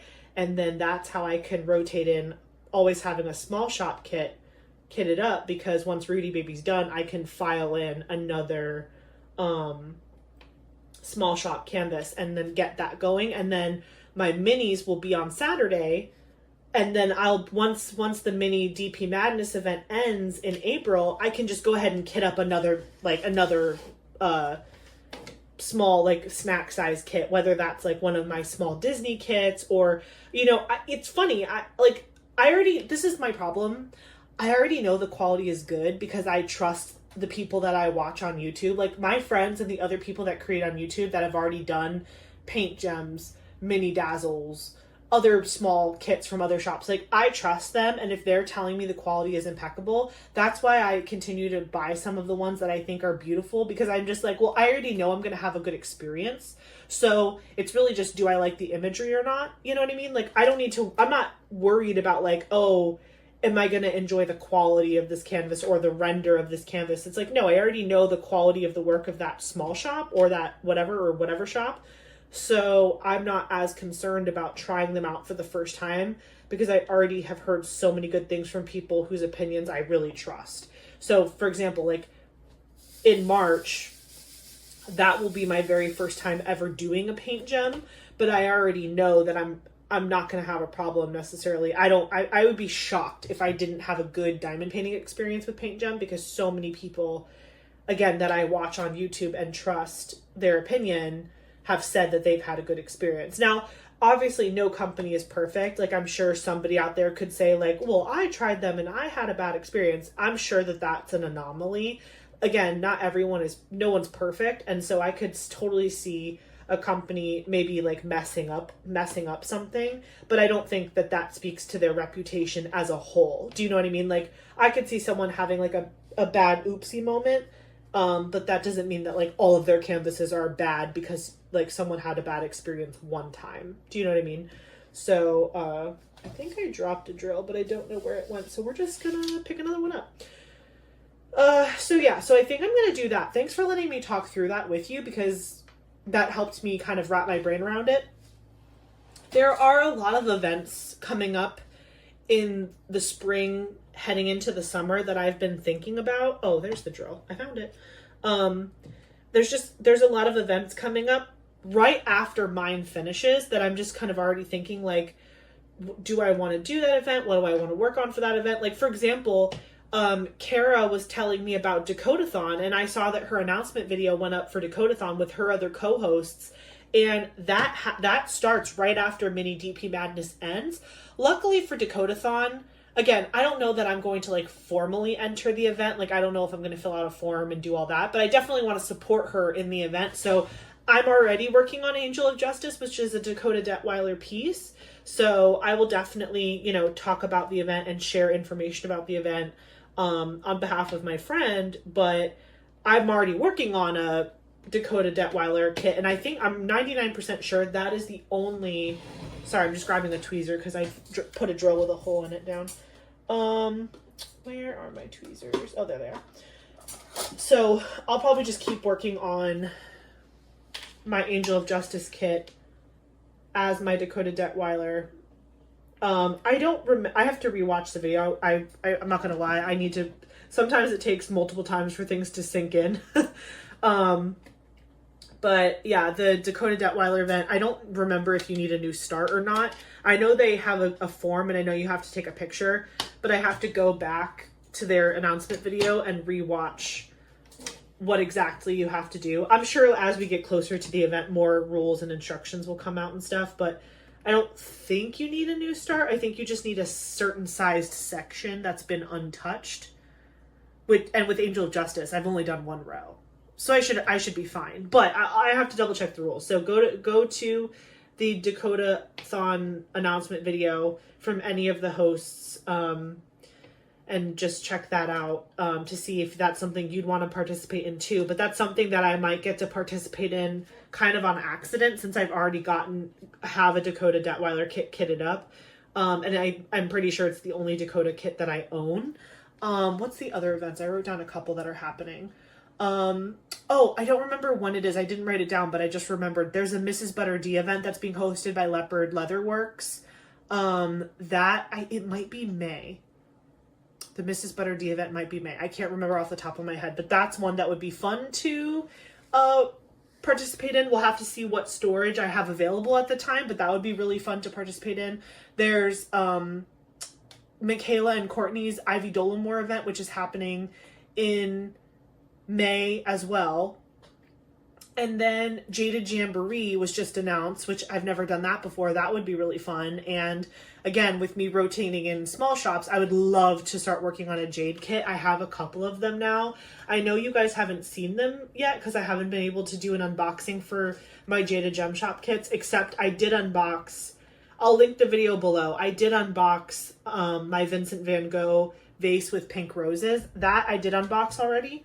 That was the first kit that I ordered, and so when it came in, I was very excited to kind of look at that canvas and stuff. So if you want to check that out, that will be linked below. But I have a bunch of other canvases that have come in since then that I ordered, and so I do eventually want to do like a really nice Jaded Gem Shop haul. But yeah, doing the Jaded Jamboree event would be really fun because I definitely have a few canvases to pick from.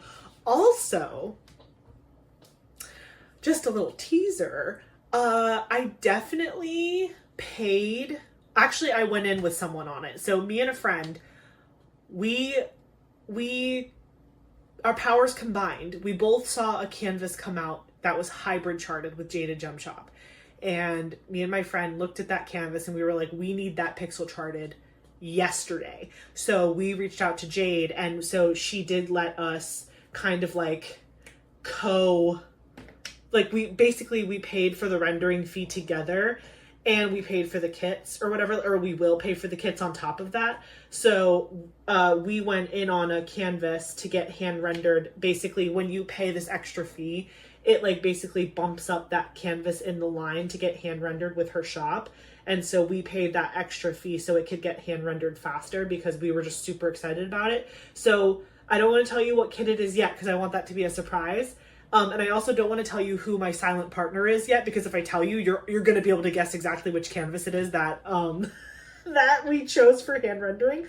So if you watch their channel as well. So anyway, once we have it in hand, I will definitely tell you who my silent partner was, and obviously we'll show you which kit it is that we paid for to get hand rendered. But I'm so excited to see what this looks like hand rendered. I could scream. So that might be an option for Jaded Jamboree. And then we talked about Dakota-thon. Oh, and we've talked about Summer with the Masters as well. So Summer with the Masters, as you guys already know, I'm doing the Vincent van Gogh piece, and that is going to look beautiful, and I'll get that framed and everything. So there's a lot of events. And then obviously there's our event. There's the mini DP Madness event in March.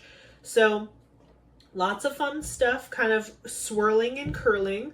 But again, the fact that I'm able to have multiple WIPs going at once now gives me peace, because it makes me happy that I can participate in these events, but then also do canvases that have nothing to do with an event, because I just feel like events can stress me out. And again, for all of the events that I've mentioned, I don't know if I'm necessarily going to be entering the event as an official participant, in that I'm like, filling out forms and writing the code word and comments and things like that to win weekly prizes. Like, I don't know if I'm going to take it that deep. I'm not going to say I'm not, because never say never. Like, I might change my mind, whatever. But I just think not having the pressure of the finish in a certain amount of time, I think I'll be happier just being like, oh, this event is happening this month, I'll just happen to pick one of those types of paintings. So that way I'm like supporting the creator that's hosting the event or creators that are hosting the event. But then I'm kind of on my own timeline. But I'm also supporting my friends. Do you know what I mean? I just think that that's going to be good for me. And even with the mini DP Madness event, like, if you're someone who just like wants to work on minis in the month of March, but you're kind of like stressed out about the idea of like finishing them in a certain amount of time, like, you can just come and join the Facebook group. You don't have to necessarily like do the event officially if it makes you nervous to do so because of the timing and everything. So I like the idea of the mini event because it's super low stress. And even if that little amount of stress does stress you out, which again, I respect it. I get it. I understand it. Just treat it like a DP along. Just treat it like a DP along, kit up a mini, finish it when you finish it, enjoy the videos, enjoy the lives, enjoy the community, and let it be that. Because honestly, that's probably what I'm going to do for all these events that are coming up. But never say never. You never know. You never know. But I'm also excited to see what all of these small shops are doing. Like all the people who are sponsoring all of these events, including ours. Holy cow, they are coming out with some cute stuff that is themed for these events. And I am just like over the moon. Like there are some events that like I hadn't even heard of, but some of my favorite small shops are sponsoring them. So they're like coming out with supplies and stuff that are themed towards the event. And I'm like, oh my gosh, I think I want that pen or that tray or that washi taper. I want that thing, even though I'm not even participating in that event. It's just pretty. Like it's just really cute and it makes me want it, even though I'm not necessarily participating in the event. So there's been a ton of cute stuff that's coming out. As I mentioned before, the mini DP Madness event has some incredible sponsors.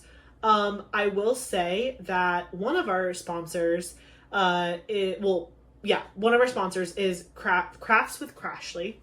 And Crafts with Crashley does a bunch of different things, but what I believe they're most known for is their cover paper, their cover paper or release paper that they do for diamond paintings.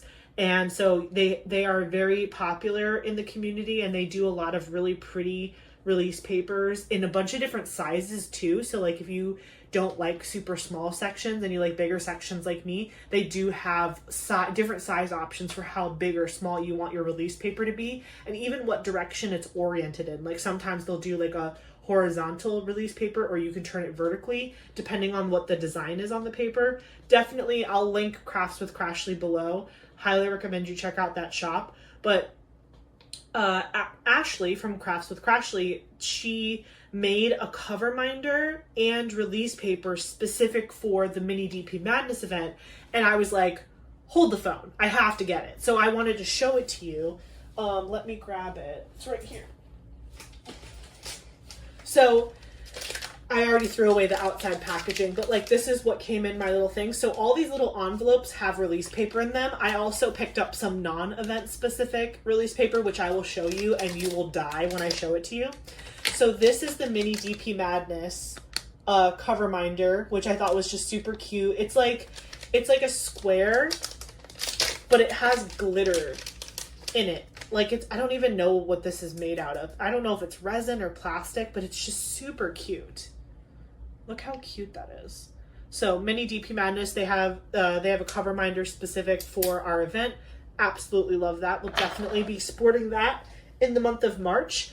And then this was just like a little little free gift. Looks like I got some washi tape. Oh my gosh, and the cutest little cover minder ever. Oh, it's stickers. I haven't opened this yet, so this is cool. I got this really cute cupcake sticker, which is awesome. And then I got this really fun kind of like, it's a backpack, but it looks like a hiker's backpack with like some bedrolls on it and stuff. And then look at this little duck cover minder. Is that not the cutest thing you've ever seen?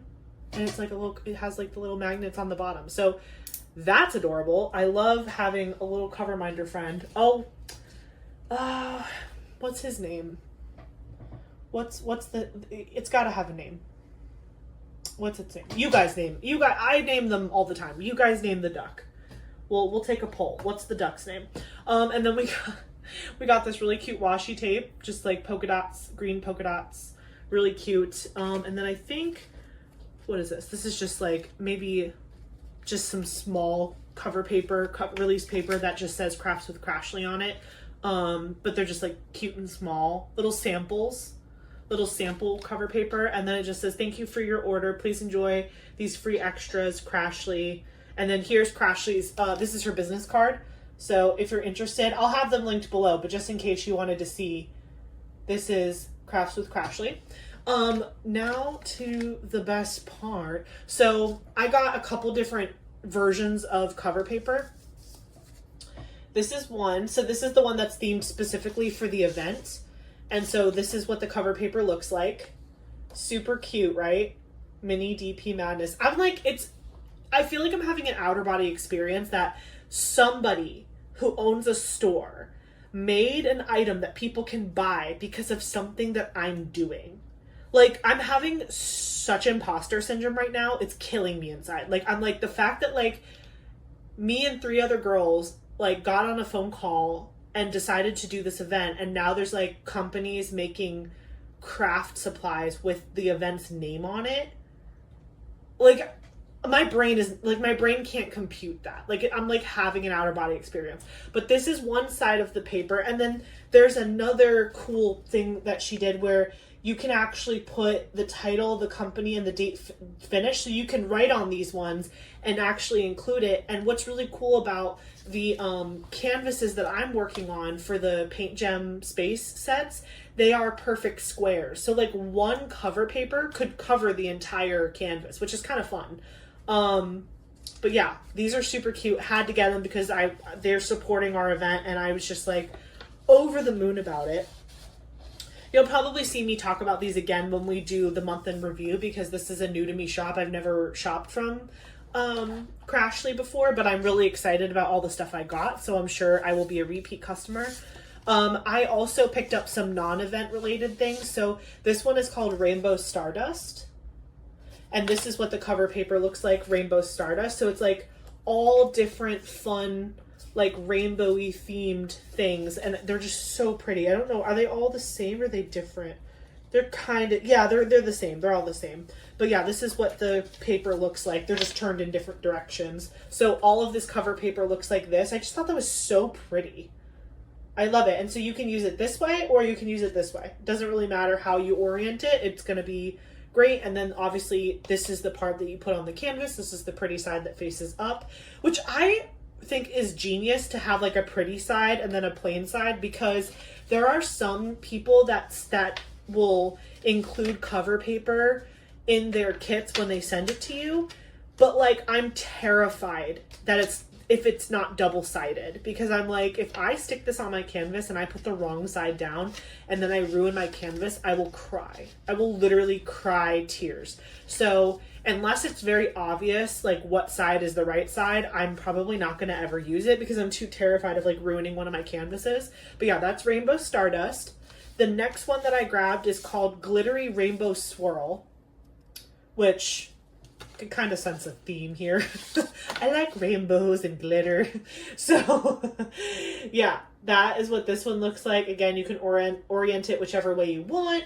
And there's a couple different versions of this one, so you can kind of see they're not all identical. They're similar, but they're not identical. It's probably like she printed like a giant sheet and then just like cut it up into different sections, so that way it looked different. But yeah, Glitter Rainbow Swirl, absolutely beautiful. I think this is super pretty. And I think I got 24 of each. 1, 2, 3, 4, 5, 6, 7, 8, 9, 10, 11, 12, 13, 14, 15, 16, 17, 18, 19, 20, 21, 22, yeah, 24. So these, I think I got all of them with 24 like pieces of paper in it, which I feel like if I'm using release paper, it's when I'm not working on a Diamond Art Club, because Diamond Art Club has perforated cover sheets. But for my other canvases that don't have perforated cover sheets, the paper kind of like the clear paper aggravates me because I can't just kind of rip it into sections. So for those ones, maybe I'll start like using cover paper for a full row. And then when I move to the next row, I can just move the cover paper up. This one is called Neon Space. Neon Space, again, two things that I love, bright colors and outer space. Look at this one. Whoa, that is so pretty. Oh my gosh. Ugh. Oh, hold on, I'm holding it weird. There you go. Isn't that so pretty? I absolutely love it. I love this so much. And I have so many like galactic space themed kind of kits that I just feel like this is going to look good with any of those. It's just really, really pretty. I really love the colors in this one. Okay, so I saved the best for last. So again, I was already on Crashley's website. I was like, I have to get the ones that are themed with the event, right? Like I have to get that. But then I saw that Crashley does custom release paper if you submit a photo to her. So I'm going to take out one of each here. I got Kovu and Winnie as release paper. Ah, look at that. Oh my, I could cry. I could cry. Are they not the cutest stinking things you've ever seen in your life? I get to put them on a diamond painting and look at them all the time. Look at them. This is Winnie and this is Kovu. Again, if you don't know who they are. This is Kovu, who I named after Kovu from Lion King 2, Simba's Pride.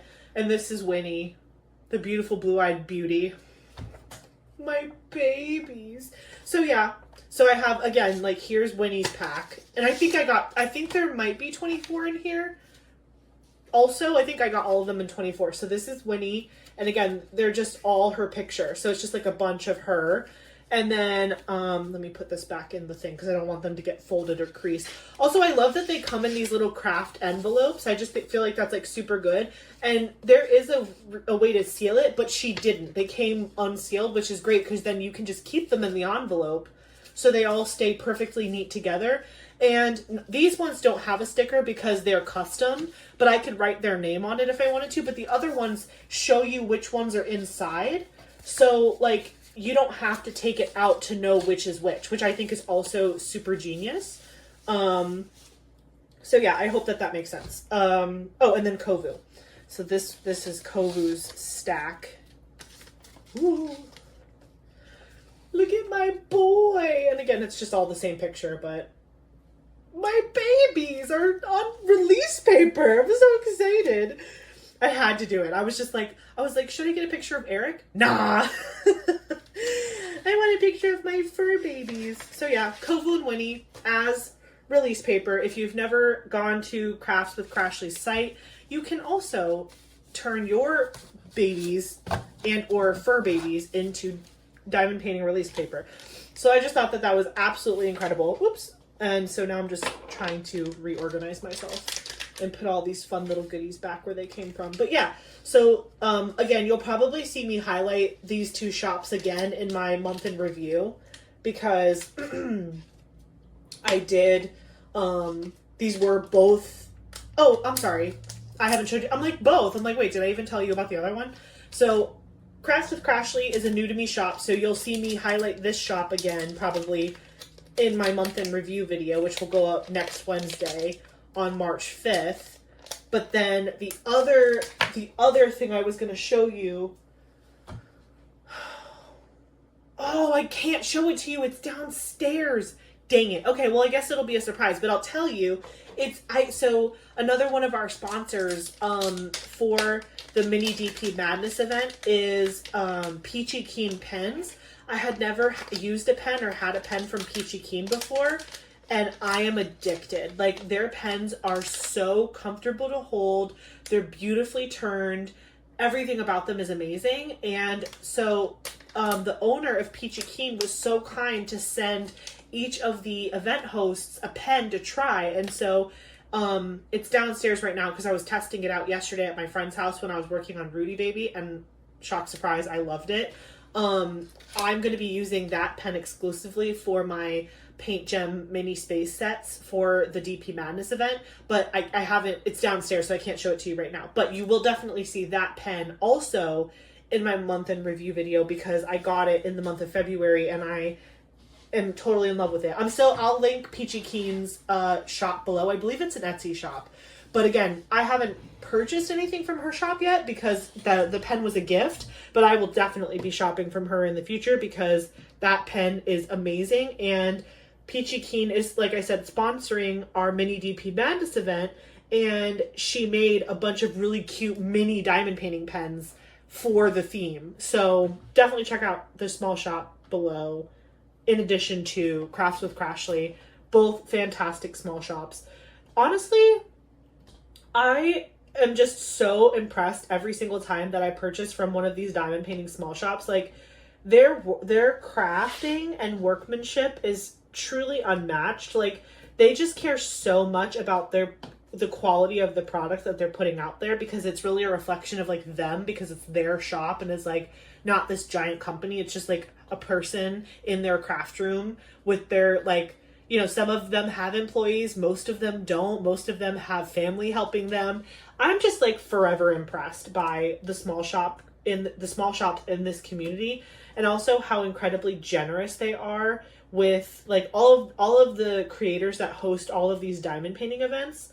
Like, you would think that they would be like burnt out by all of us by now, but no, I see so many companies that are repetitive in multiple events. Like, there are some shops that, like, every time I see a new diamond painting event, it's like they're also sponsoring those. And I'm like, wow, like so much dedication from our small shops in this community. So thank you. If you are someone that watches this channel that has a small shop related to diamond painting supplies, like, I think you're incredible at what you do. And I'm just super appreciative that you continue to support, you know, not only the community of diamond painting, but also the creators of diamond painting videos and content, because I think we really help each other out, and it's just really cool. It's really, really cool, and I think that they do a great job with their quality of products.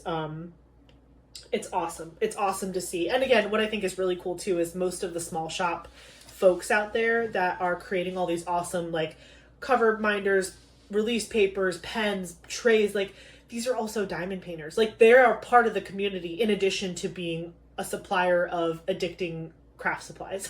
So I think that's really cool too. What else was I going to talk to you guys about? Oh, okay. Am I getting ahead of myself? Oh, well, I did get ahead of myself. Before I go to the next thing, I was going to show you the 60 bottle case that I did end up picking up. I know I teased you guys with it, but I never showed it to you. So this is the bottle case that I ended up getting. It's from Amazon. It's just pretty. My other one is black and it has like a colored zipper, but this one was just really pretty. So I decided to pick it up. It also has the same kind of like rubberized handle, which I really liked. And it came with a bag of goodies in it too. Some of the stuff I'll definitely keep, but then you can see it has the 60 bottles at the bottom, and it does have the foam insert, so you could take the entire foam piece and just stick it on your table and work from the foam with the bottles in it. You don't have to just have the whole case on your table if you don't want to. It's easy for me to do that, so typically I just leave the bottles in here, but when I'm kitting up, it is nice to take this system out so it's just less on my table. But then it came with another roller, which I thought was funny. I was like, now I have two. It came with this little, like, thing. I don't know what this, like a tray sort of thing with a pen, lots of metal placers, and wax. So there's a resin diamond painting pen in there, a bunch of different metal tips, multi-placer tips, single placer tips. That straightener looks good though. I'll probably keep the straightener because you can never have too many straighteners. And then you can see there was a hole where all of the wax was supposed to be, but it kind of got out and started running around. So, but still, that's really cool. Then we have this, which I will definitely use. This is like a little, it's like a little dustpan. It's a little dustpan for your diamond stuff.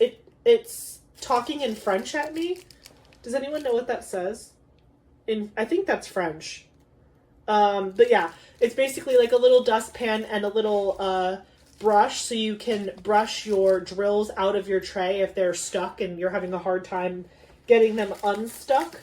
There is this really cool sticker sheet in here with extra stickers. So again, if you're somebody who likes to use the serial number system to kit up, you have numbers in here that you can use. You have blank labels that you can write on. You have DMC numbers towards the bottom. I don't know how many it goes up to, but they're there. So that's cool. You get some extra stickers to use as needed. And then you get this little pouch. And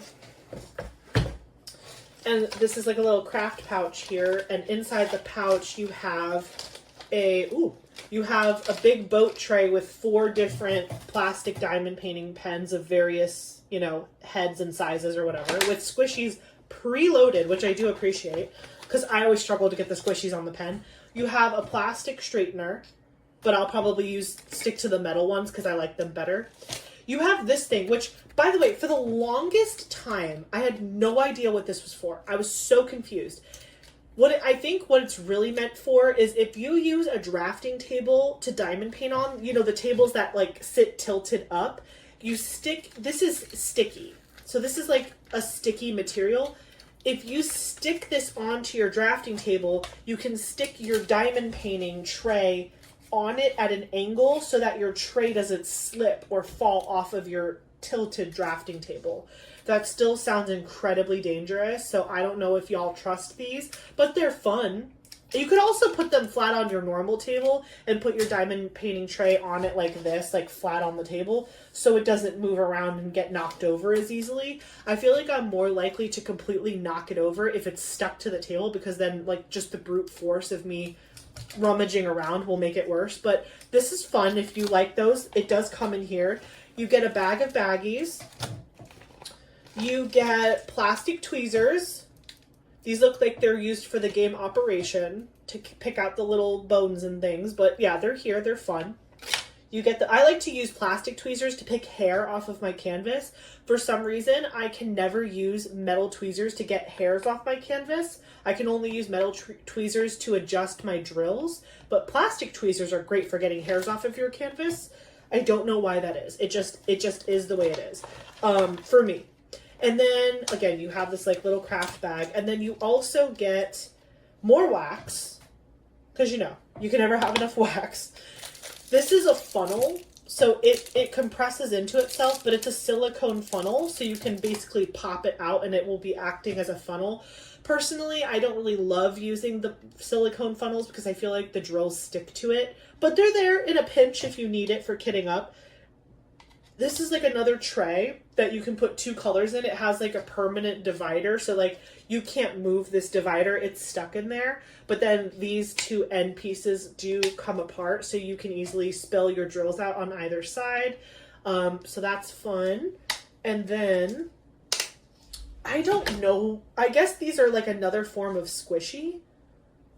I don't know. They're like they're like diamond painting socks. I don't know. I don't fully understand the purpose here, other than maybe it's meant for a pen. Like maybe it's meant to do that. I don't know. Have you guys ever seen these before? They're like little socks and it looks like they have like a little rubber thing in the center of it. These are so bizarre, but they're very stretchy. Maybe they're like for your finger. Maybe they're like little sweaters for your finger. So you don't get like carpal tunnel or something? Or like you don't get like finger pain while you're diamond paint? I don't know, but my finger has a sock on it now. Oh my gosh. Are they like leg warmers for your fingers? Is this so that like I could like realize my ballet dreams with my fingers? Do you know what I mean? Like da da da da da da da da da. I don't know. I don't know what this is for, but they're fun. Let me know. Let me know if I'm using these completely incorrectly. But they're like little like sweaters. I don't know. But yeah, all of this came in this. But what I do like about this one, so my other bottle case that has 120 bottles in it, because it's a double layer, so in that one it's basically this twice, so it's this and then another layer on top of it. Because there's 2 layers in my other bottle case, there's not really a lot of depth to the top compartment, so you really can't stick anything like significant up here because it will not close properly if you do. But for example, all of the stuff that I just showed you was in the top of this and it still closed successfully. So it's able to close even if you have this whole section full. And as you can see, it's deep. Do you see, when I turn it to the side, can you kind of see how deep that area is? So that's great because I can't fit a diamond painting tray in my other one because it won't close right. This one, I can absolutely put, like if I put my lid, or here, I'll use my Diamond Art Club one since it just has trash drills in it. So I have my Diamond Art Club one in here. You see how it just fits in there like super nice and there's still a ton of room left over and it'll still close properly. So that's really good because my other one is too full with the drill, with the bottle case stuff. It won't close properly. So this is my 60 bottle case. And again, what I think I'm going to do is in the future, when I want to kit up a canvas that's like, I don't know, like a small canvas, not a snack size canvas, but a small, like that, excuse me, that would have been the perfect solution for Rudy Baby.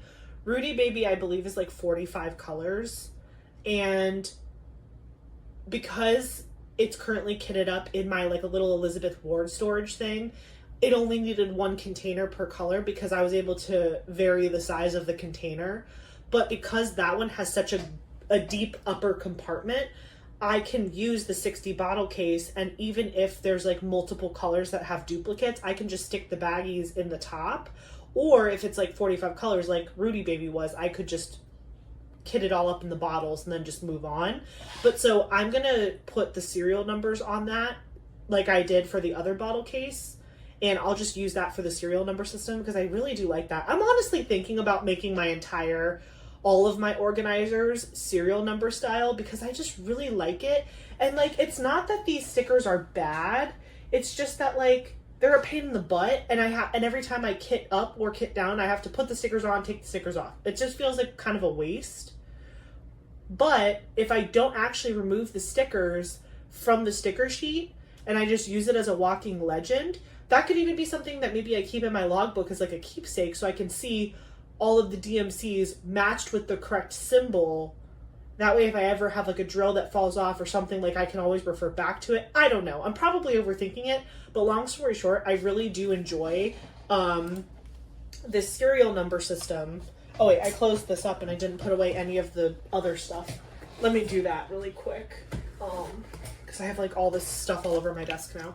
So not everything came in this thing. So I have to try to remember what did and did not. I think this stuff did come in this little plastic thing here. Woo! Don't drop it, Ashley. We've got the tweezers. We've got more wax. We've got the little silicone funnel.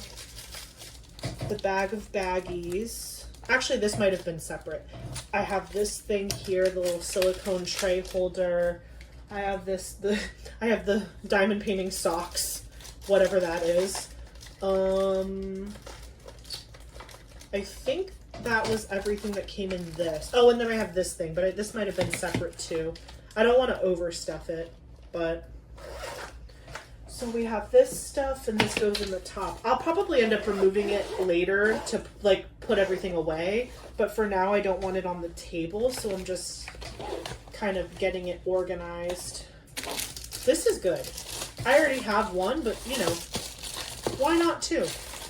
I'm actually not mad about having two because I want to get to a point, and let me know if you guys have a similar setup. I want to get to a point where I have a travel set of tools and then like a stay-at-home set of tools. Because, for example, that one diamond painting pen that I wanted to show you guys is downstairs because I was using it and I didn't bring it back upstairs. And eventually I am going to need to bring it upstairs because I'm going to be working on my mini dazzles for my event at home. I think that was everything. Yes. Okay, so I'm just going to zip this up. See, that was like a lot of stuff and it just zips back up super easily without a problem. So this can actually hold a lot more stuff, like non-drill stuff, than the other 120 bottle case could. But yeah, like I was saying, I want to get to the point where I have like a travel set of accessories and a stay-at-home set of accessories, and like my travel bag for, I want to like basically make up a travel bag for diamond painting and have it as like a go bag for whenever I just want to pick up and go, because I feel like currently what I do is like I bring a bag in the room, I go shopping through all my diamond painting supplies, and I decide what I want to put in the bag.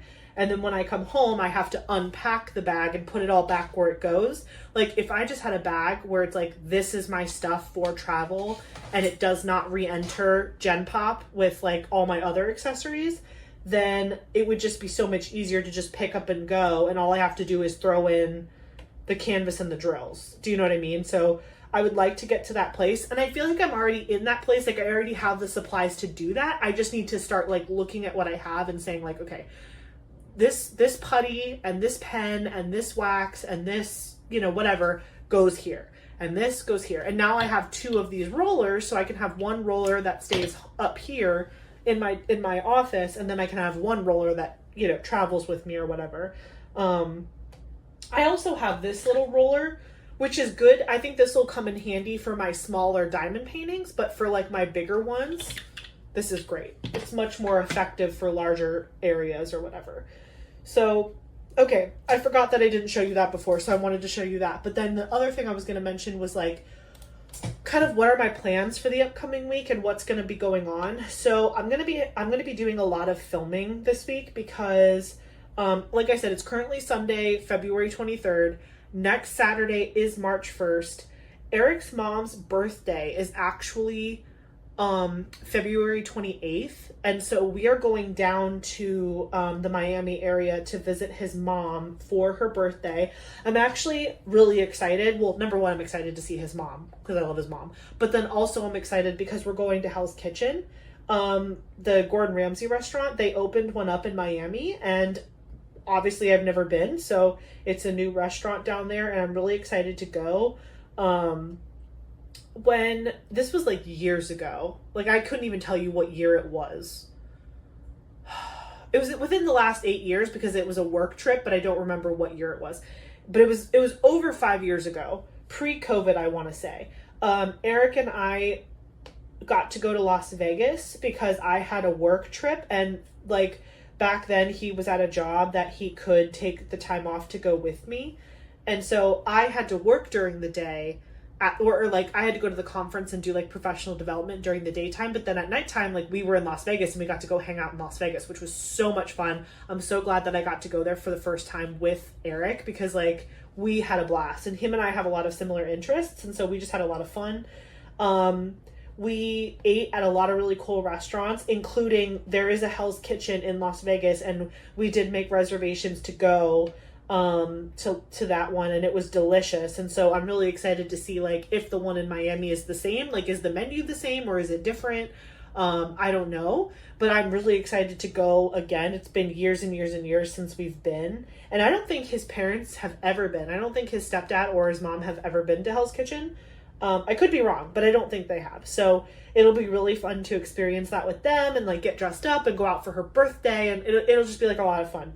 But so we're leaving on Friday the 28th. So I have that day off of work. I'm going to work Monday through Thursday. And then Friday, when Eric gets off of work, we're going to drive down to Miami. So that'll be 4 hours in the car. I'll be diamond painting. We'll talk about my thoughts on that in a minute of what I want to do, but I'll be diamond painting in the car for sure. And then we'll be with them in South Florida. We'll get there Friday night. Saturday, we're going to Hell's Kitchen. And then Sunday, Eric and I will come home. We'll drive home that day. So again, that's 4 more hours in the car.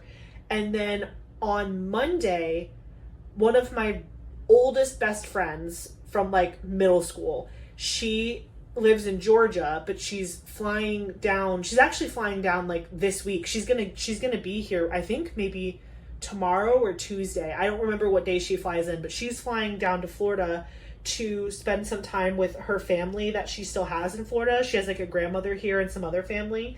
And her husband had a baby last year in August. And so this is like, I think this might be the first time that her family in Florida is getting to meet the baby. And so she's going to spend a majority of her time with them, but I'm pretty sure she's flying into the airport that's near me. And so I get her only for one day, which is sad, but it's fine. It's fine. We'll get to spend more time with each other soon, hopefully. But she's going to spend Monday the 3rd and Tuesday the 4th with me. So I took off. It's going to be kind of nice. I didn't even realize this until like later on, but I think I have like 6 days off of work in a row, because I'm off the 28th, the day we drive down to South Florida, and then I don't go back to work until next Thursday, which is crazy. I'm gonna have so much work when I get back. I'm gonna be drowning. But yeah, so we get back from Miami on Sunday. Monday morning, her grandmother's dropping her off at my house. I'm going to spend all day Monday with my friend and her baby. My parents are coming over for dinner Monday night because I grew up with this girl. Like, they love her like their own daughter. So they're really excited to see her. So we're all going to have dinner together. We're probably going to cook, which reminds me I have to text her if she's cool with Eric cooking Cuban food, which I'm sure she will be, but I have to ask. So don't let me forget to do that. But yeah, we're gonna have dinner together on Monday night, and then she actually flies home on Tuesday, which is sad, but she doesn't fly out until I think 4 or 5 o'clock, something like that. So we'll still get to have like breakfast and like spend more time with the baby and whatever. So Tuesday she flies home, and then Wednesday I'm off because it's like my day off, because I work 4 days a week for 10 hours. So this week my day off is Friday, because we're driving down to South Florida. And then next week, my day off will be Wednesday, because it's the day after she leaves. And I think that'll help me do some catch up with like YouTube stuff. Because my plan for this coming week is, again, today is Sunday the 23rd, filming this Whip and Chat. I'm going live tonight with my Inner Circle members, hanging out with them for a little bit. Then tomorrow, I'm filming the unboxing that's going to go live on Friday. Tuesday, I have to look at my thing. I have to look at my little schedule here. What am I filming Tuesday? Oh, yeah. So Tuesday, I'm filming my first kind of like, I was telling you guys I wanted to try filming one of those videos where it's like a quiet time diamond painting. Wow, words are hard. A quiet time diamond painting video where I'm just diamond painting, and then I'm maybe going to put some like soft music behind it. And I'm hoping that people can use it for like background noise while they're working, or maybe something that they can fall asleep to that's like really soothing and relaxing, or things that they like, something they can use for like meditation purposes. Because again, we talked about this already last time we chatted, but like Eric and I always go to sleep to some sort of like sound machine type noise. So we'll turn on, usually we'll go onto YouTube and search like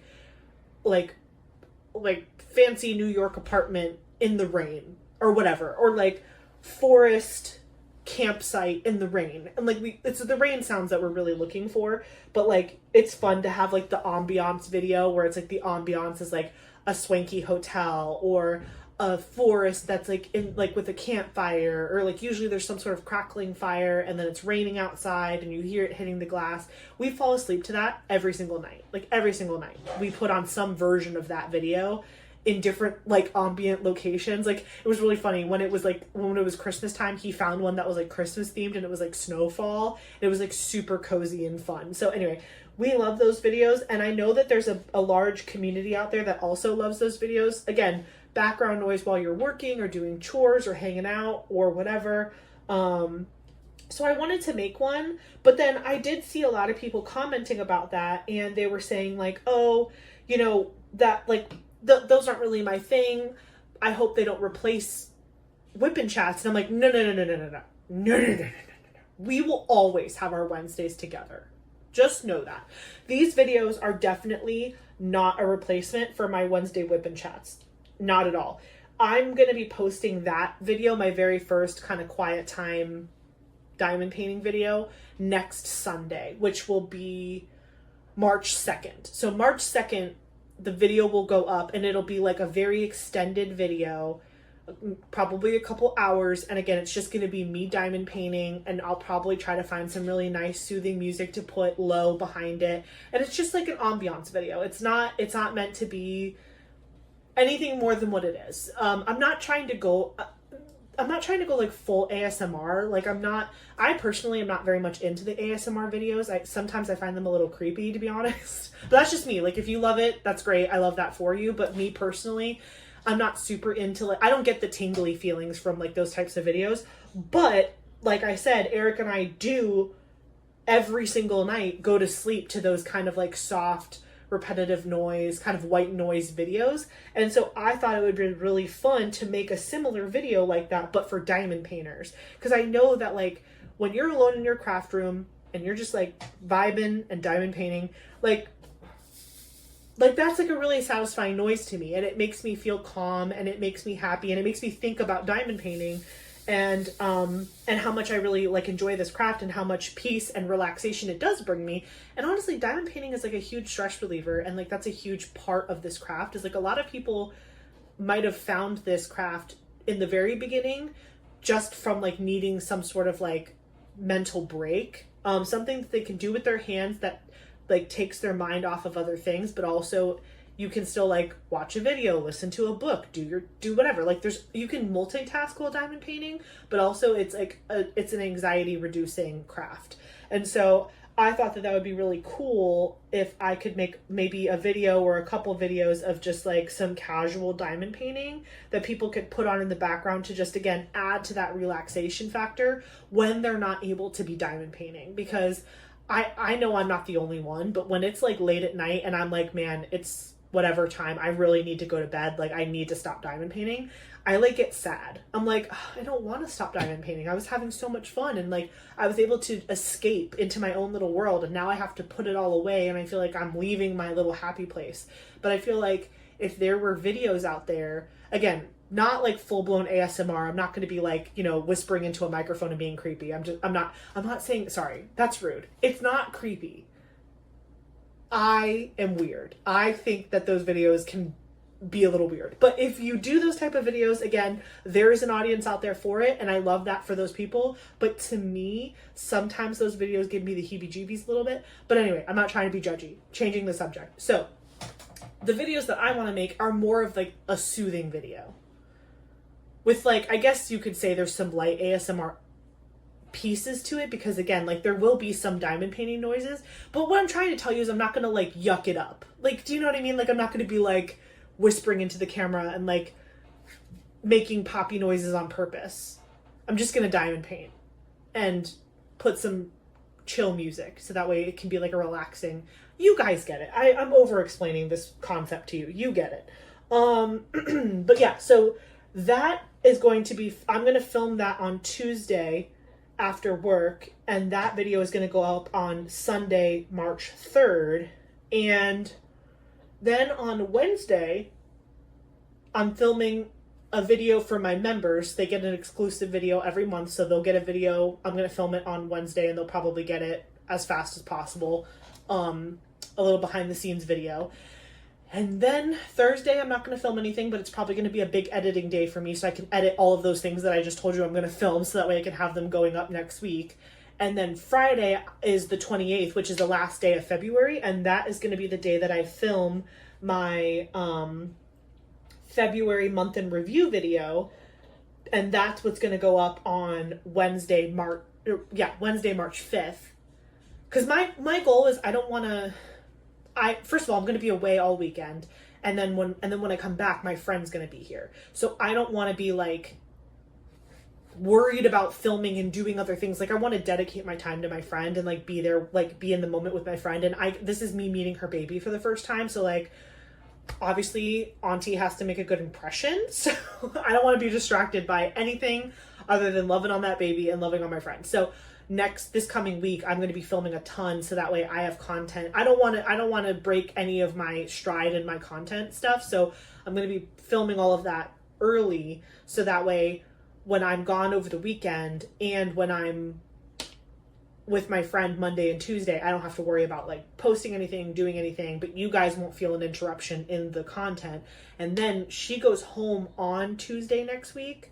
So I probably will film something when she leaves. And then, like I said, I also have the day off Wednesday, which is the day after she leaves.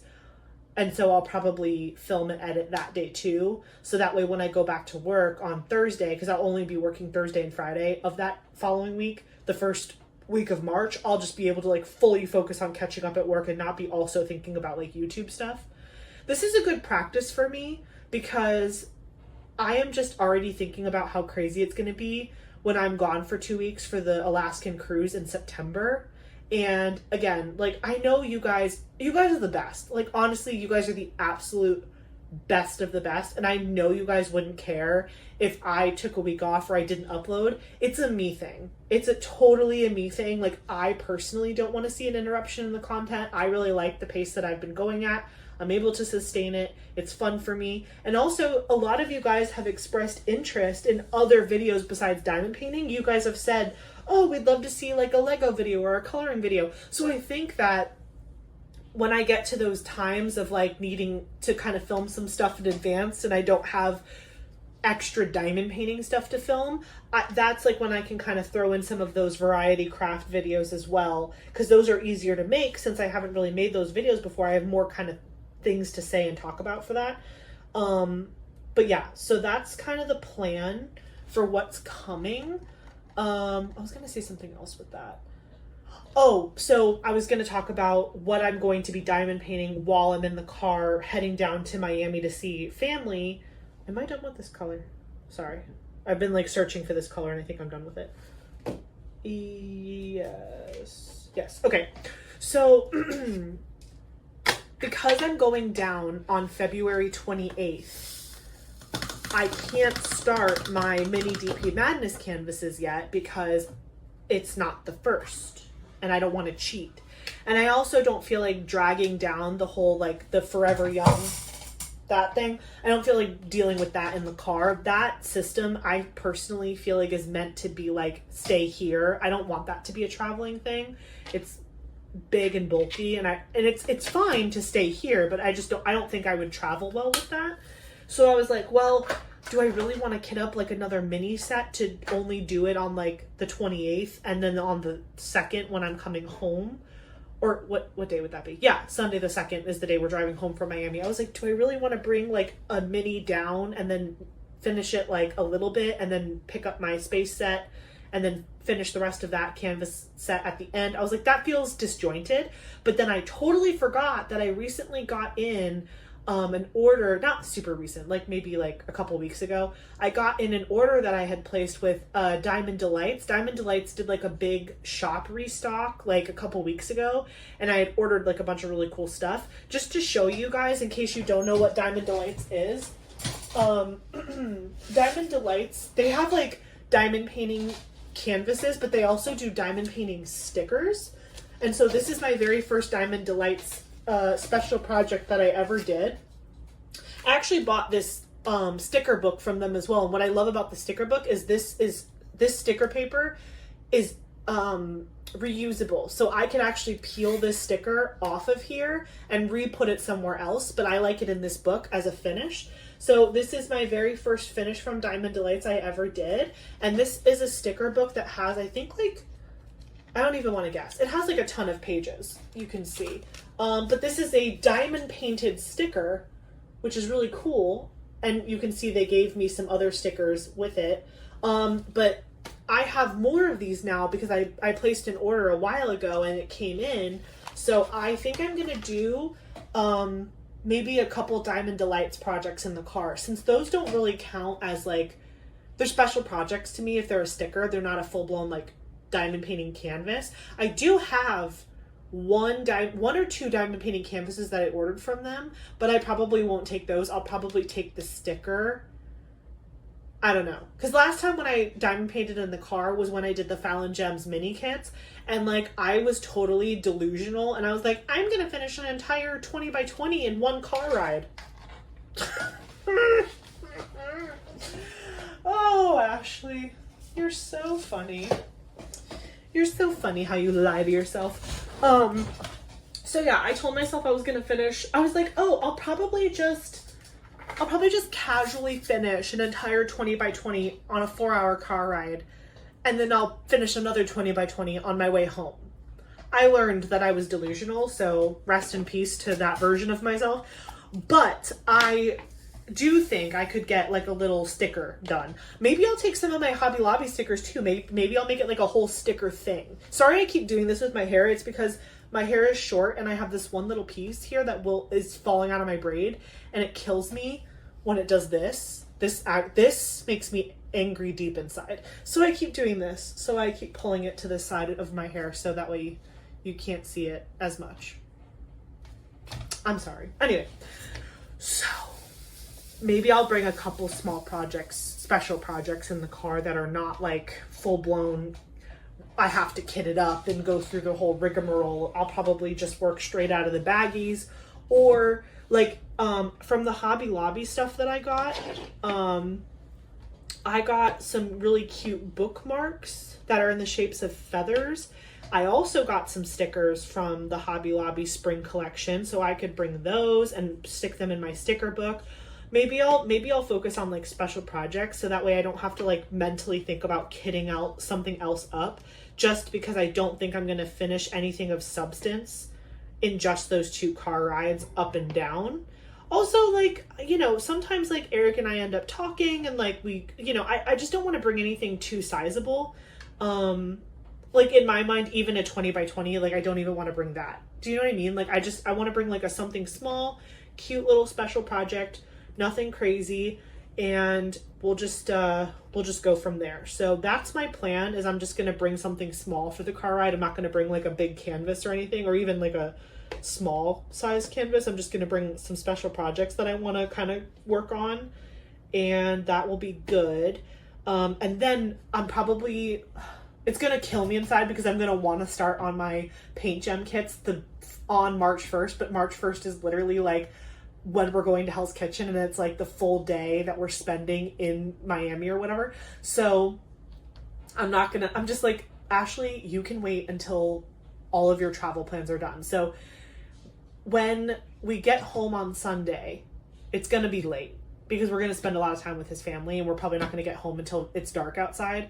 So, and I'll diamond paint in the car. And like I said, I don't feel like bringing the entire kit up system for the paint gems with me in the car. So I probably won't actually get started on my paint gem space mini DP Madness kits until my friend gets back on the plane on Tuesday. That's gonna hurt my soul, but I don't care, because it's not worth it to try to just cram it in just to say I started it on the 1st, to like lug around all this stuff. It doesn't make sense. So I think I'll come home Sunday from Miami, work on the little special project in the car, whatever. Monday, my friend is with me all day. Tuesday, Monday night, my friend stays with me with her kid. And then Tuesday, she goes back to the airport. I drop her off. When I come home, I'll film whatever it is I have to film that night.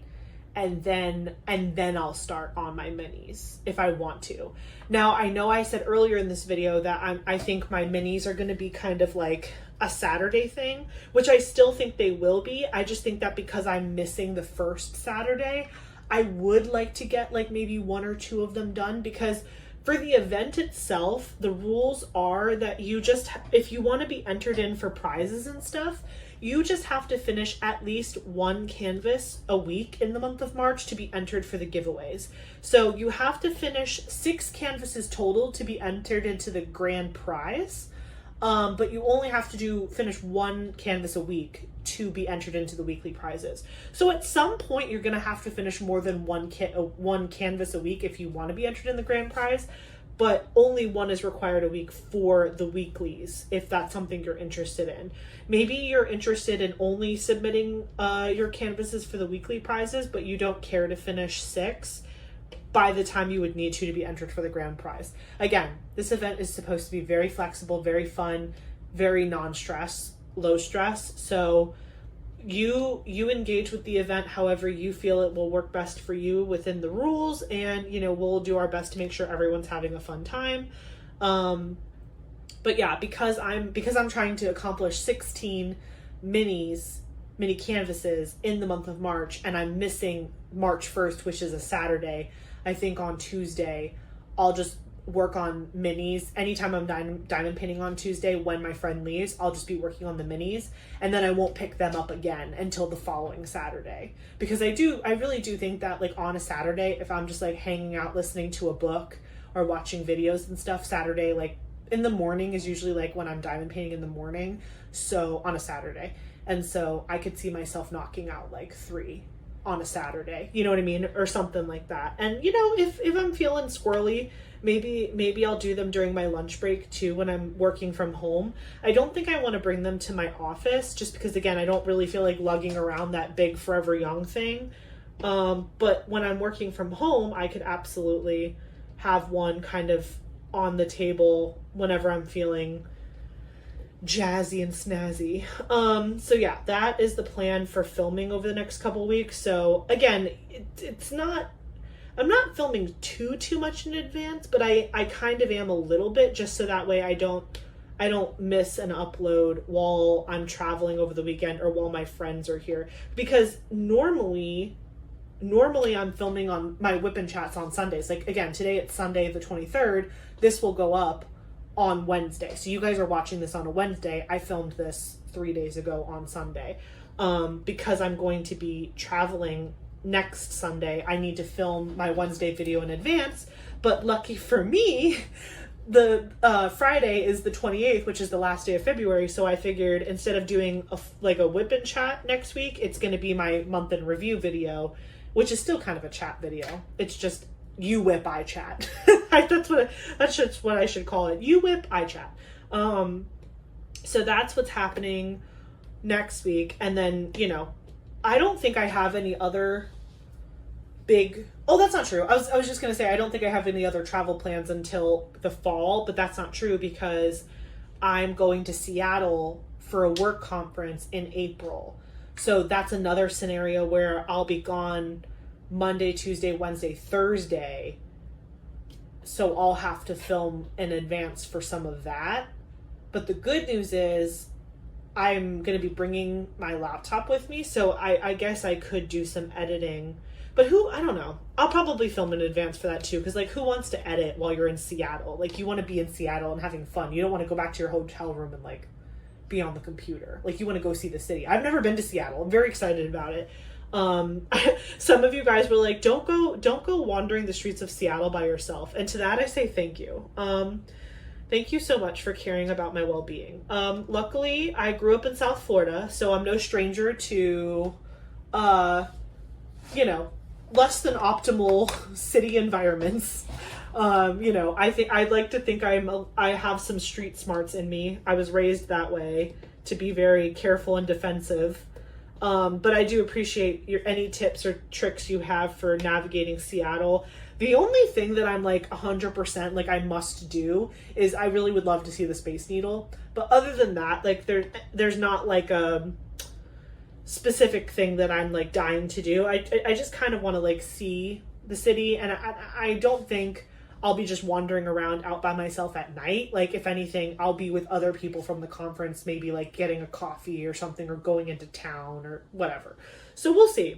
It's all still very up in the air, but I did book the trip. So I've booked my flights, I booked my hotel, which luckily the hotel is also the conference hotel, so I don't have to get a car or anything or rent a car. I'm flying in, Ubering to the hotel, and then I'm just staying at the hotel and then walking around or using public transportation or Ubers to get around at night. So we'll see how that goes.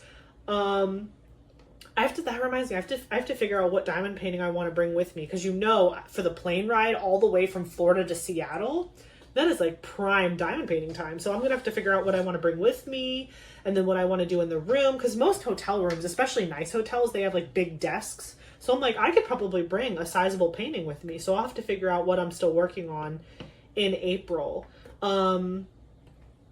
Yeah. Yeah, I'll have to give that some thought. That's, that has been kind of fun for me, by the way, with this whole like poly whipping thing where I'm working on multiple big projects at once. It's been kind of fun to like strategize when I think one painting is going to finish and when the like what next painting might come into play after the painting finishes. Like for example, I'm going to finish Cozy Cabin today, and so I'm already thinking like, okay, when I finish Cozy Cabin, like, what am I going to kit up next? Okay, it's going to be this painting. Okay, so then what's the next big painting that I'm going to finish after Cozy Cabin? Okay, I think it's going to be this one. So then what am I going to have like, it's like playing Jenga with yourself in your mind. I know to some people that might sound like an absolute nightmare, the thought of like trying to plan ahead, like what themed kits you want to do, or like trying to see if you have kits that match up with a certain event, and will you be done with a kit in time for that to be kitted up for an event. That can stress a lot of people out, and for me it's kind of like it's like I'm doing a fun puzzle. Like in my mind it's kind of like a puzzle. It doesn't feel stressful to me like at all. To me it seems like a fun thing. I totally forgot to mention this when I was talking about my friend coming into town next week when I come back from Miami. So she's coming with her baby. Okay, the baby was born in August, so she's literally like under a year old. Okay, and luckily my best friend Cynthia has a pack and play still from when the twins were babies. So she had a pack and play to lend me so that they didn't have to like bring something on the plane. Like I've got her squared away and she's good. But my guest room, which is a guest room, it has a full size, I think it's a queen size bed in there. It's got plenty of room for the pack and play. It's got a drawer, like a set of drawers and like a closet where I have a lot of stuff hanging in the closet, but I can make space for her. She's only sleeping there one night, so it's not like she needs to like fully unpack. If anything, I'll probably let her do laundry because she'll be at her grandmother's house for a week before my house. So if she wants to do laundry here so she doesn't have to do it when she gets home, that might be a good idea. I might suggest that to her. But anyway, that room, my guest room, is where my entire diamond painting stash is. My entire diamond painting stash. So after I finish this video, I'm probably going to pause because, like, again, I definitely think I'm going to finish Cozy Cabin today or tomorrow. It's inevitable, one of the two. Again, at the end of this Whip and Chat, I promise you will see some shots of the finished painting because I definitely am going to be finishing it before it goes up on Wednesday. That's guaranteed. This thing is getting done today or tomorrow.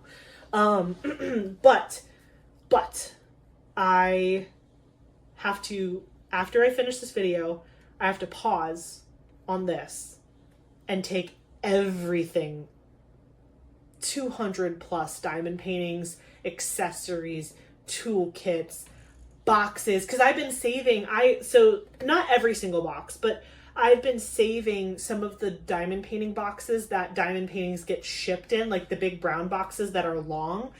I don't save all of them, but I have a couple of them because on the rare occasion that like I want to destash, I don't want to have to go buy shipping material. It's nice to just be able to pull a box that I already have. It just seems wasteful for me to like go buy a box when they get shipped to me all the time. So any box that's in like really good condition, specifically the ones that are very skinny that just hold like one diamond painting, I try to hold on to those, and I've already used a couple of them. I haven't, not for destashing specifically, but I've had a couple people reach out to me asking for Diamond Art Club toolkits and the Diamond Art Club trays, and so I've been able to destash a lot of the Diamond Art Club trays after, because every time I do an unboxing for you guys, I keep the trays out and I just kind of have a big pile of them on the bed in my guest room. But then every once in a while, someone will be like, hey, would you be willing to destash me like 30 trays? And I'm like, yes, get them out of my house. So I actually don't have a whole ton right now because I have been like getting rid of them. Like people have been asking for them, and I only make people pay shipping because the trays are free with your kit. So like I don't feel right about charging someone for something that they could have gotten for free if they had bought the painting. You know what I mean? I don't know. I charge just the shipping. But what I'll do is if they want a bunch of the trays, I'll just stack them in one of those long diamond painting boxes. You can fit like 30 toolkits in those diamond painting boxes. So I just send them out like that. And then they're only having to pay like $10 to $15 in shipping, and they're getting like a crap ton of trays. And usually if I have the whole toolkit, I'll just include it. You get the pen, you get the putty, you get the whole kit and caboodle, because I just want it out of my house, because I don't want to hoard the clutter. Do you know what I mean? So, but speaking of clutter, I'm actually happy that I get to kind of do that. So again, after I finish this video, I'm going to go in that room and I'm going to take everything out of it and like make up the guest room, because during the week, I'm not going to do it. Let's be honest. I'm going to be at work and I'm going to come home exhausted, and I'm not going to want to clean my guest room during the work week. I just know I'm not going to. And I have to film on Friday, so I'm not going to be able to do it then. And then the moment Eric gets home, we're leaving for South Florida. So I was like, you know what? I'll do it today. I don't go live with my members until 9 o'clock at night Eastern time. So I have a couple hours I can just start on it and get it going. And so, yeah, after I finish this video, it is 5:30 right now and we haven't eaten dinner yet. So I'll probably start on it, take a dinner break, and then finish it. But yeah, I have to clean out that entire room, and then I want to like wash all the sheets, wash the comforter, make it really nice for her. I don't think she's ever been to my house. I don't think she's ever been to my house. So like, it's like when you bring your friend to your house for the first time, you want it to look nice and smell good and be cute and whatever. So I'm kind of using today as like my big clean day, because I just know myself, and I know during the week I'm not going to want to.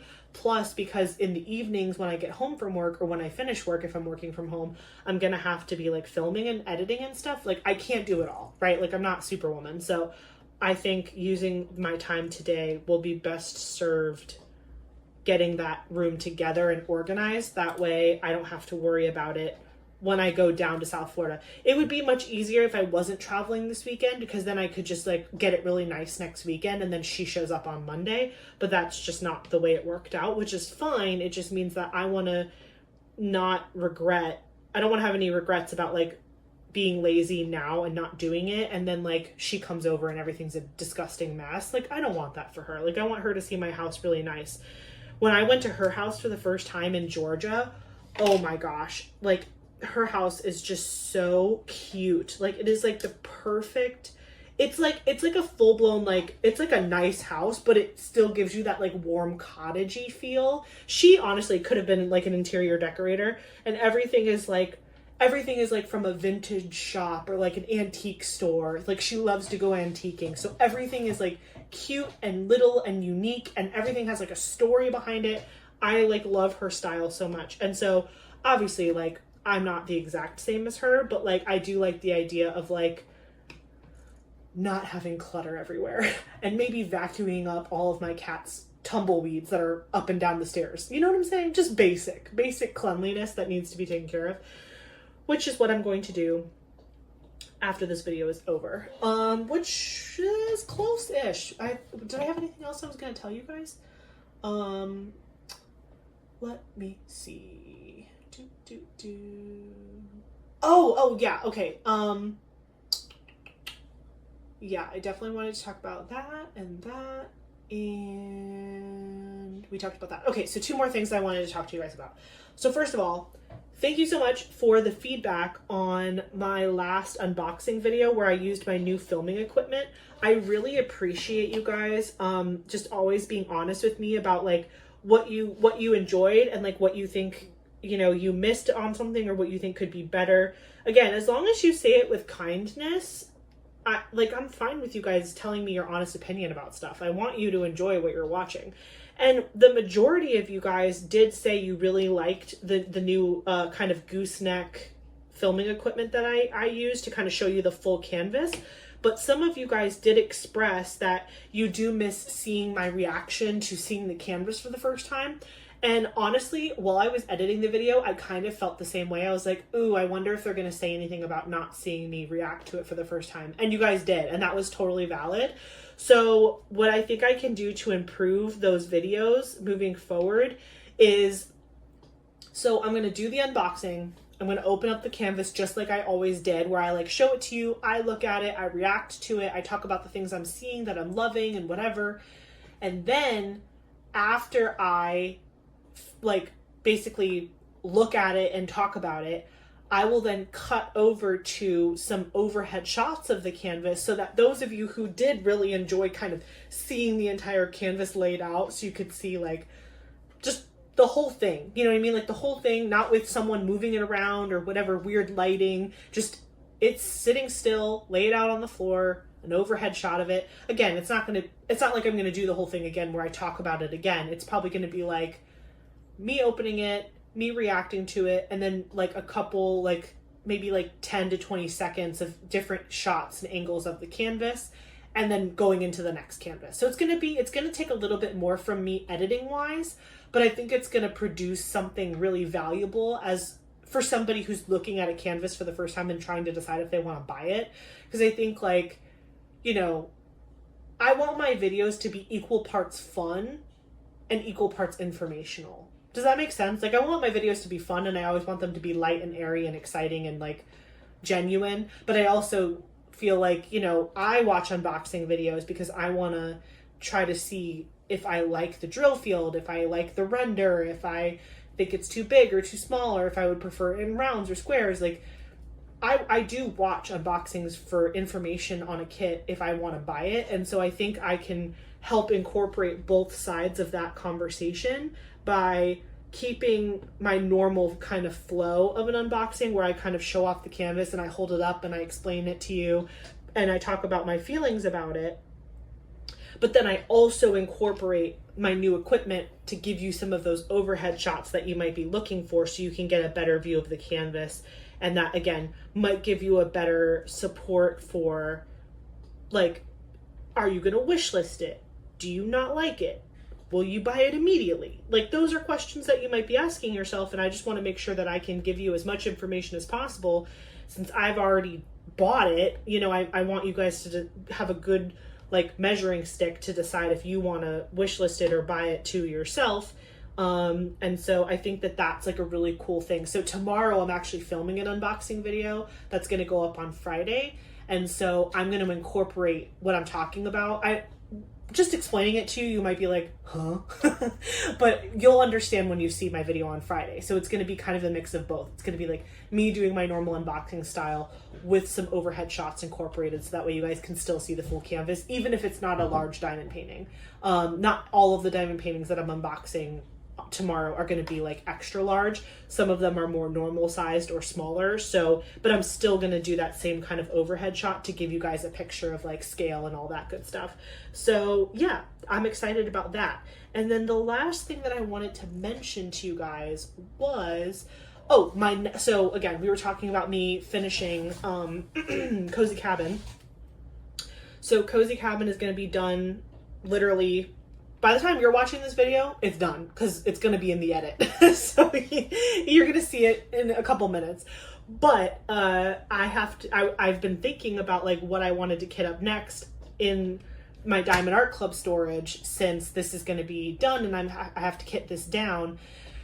Now that I'm thinking about it, I guess I'll be kitting, even though the canvas will be done, I probably won't. I did it again where I picked up a sticker. Oh, that's so annoying. I need to stop like putting my hand on it. Even though I'm finishing this in the next day or two, I'm probably not going to actually kit it down for about a week, because the next kit that I'm going to be kitting up in this system is going to be a Margaret Morales. I am extremely excited about it. That is my favorite artist from Diamond Art Club, is Margaret Morales. And I have every single one of the diamond paintings that she's released with Diamond Art Club. And I feel like, how can I claim she's my favorite artist and continue to collect her paintings if I've never done one before? So I need to do one. It's my birthday month coming up and I'm super excited about it. So last week I sent a message to all of my inner circle members, which is my highest tier of my membership. And I said, okay guys, like we're gonna do a Margaret Morales for March.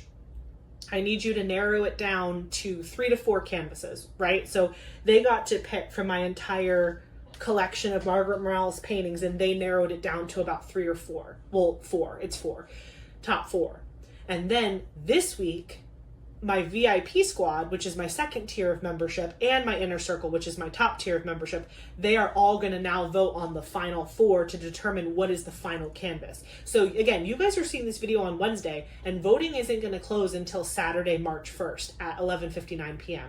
So if you want to vote on one of these canvases that I'm about to tell you, and you want to see it on my channel, feel free to join the VIP squad or the inner circle membership. There's a join button right below this video. If you want to join, you can also get the privilege of seeing behind the scenes content videos from me, and also being able to vote on my next kits that I work on.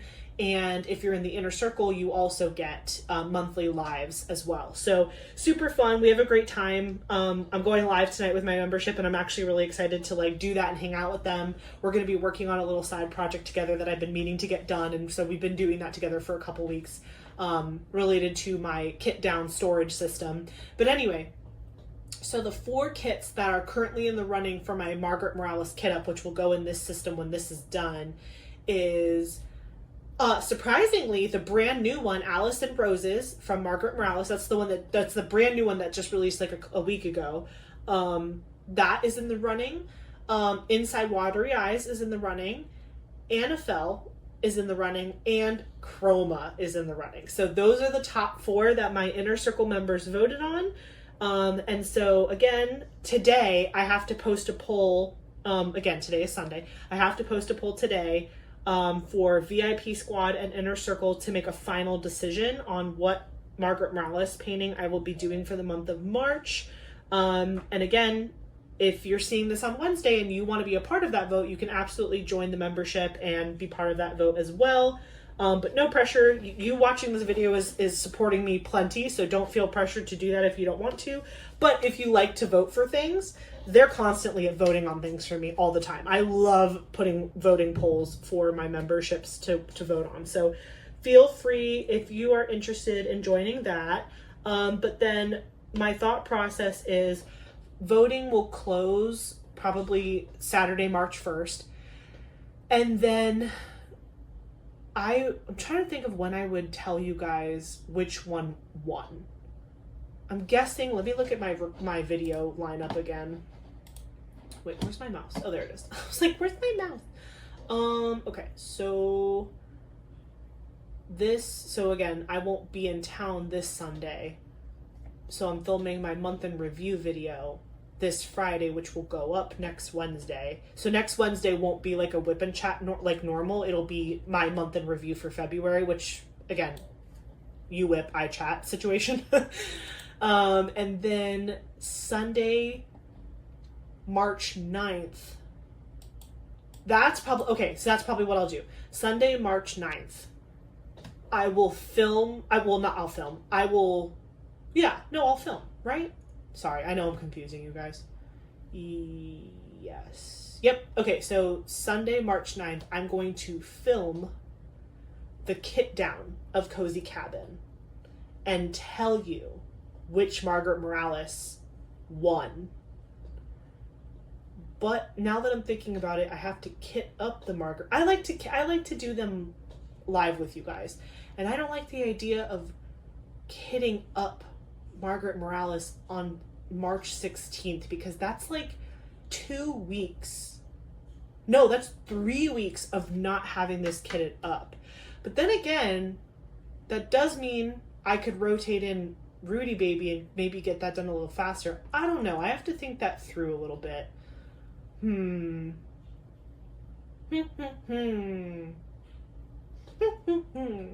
don't know. Because again, my February month in review video is going to go up on the 5th for sure. Because I'm also announcing the winner. If you guys didn't catch my latest unboxing video for Distracted by Diamonds that just went up. Actually, it went up today, but for you guys, it'll have come up last Sunday. I'll post it in the description box below if you want to see it. I unboxed Careless Whisper from Distracted by Diamonds. Beautiful painting, Art Nouveau style, very cool, from Brian Rollison. It's the same guy, it's the same artist that did Bridget and Rhiannon from the last Distracted by Diamonds unboxing that I did, which was my very first sneak peek ever.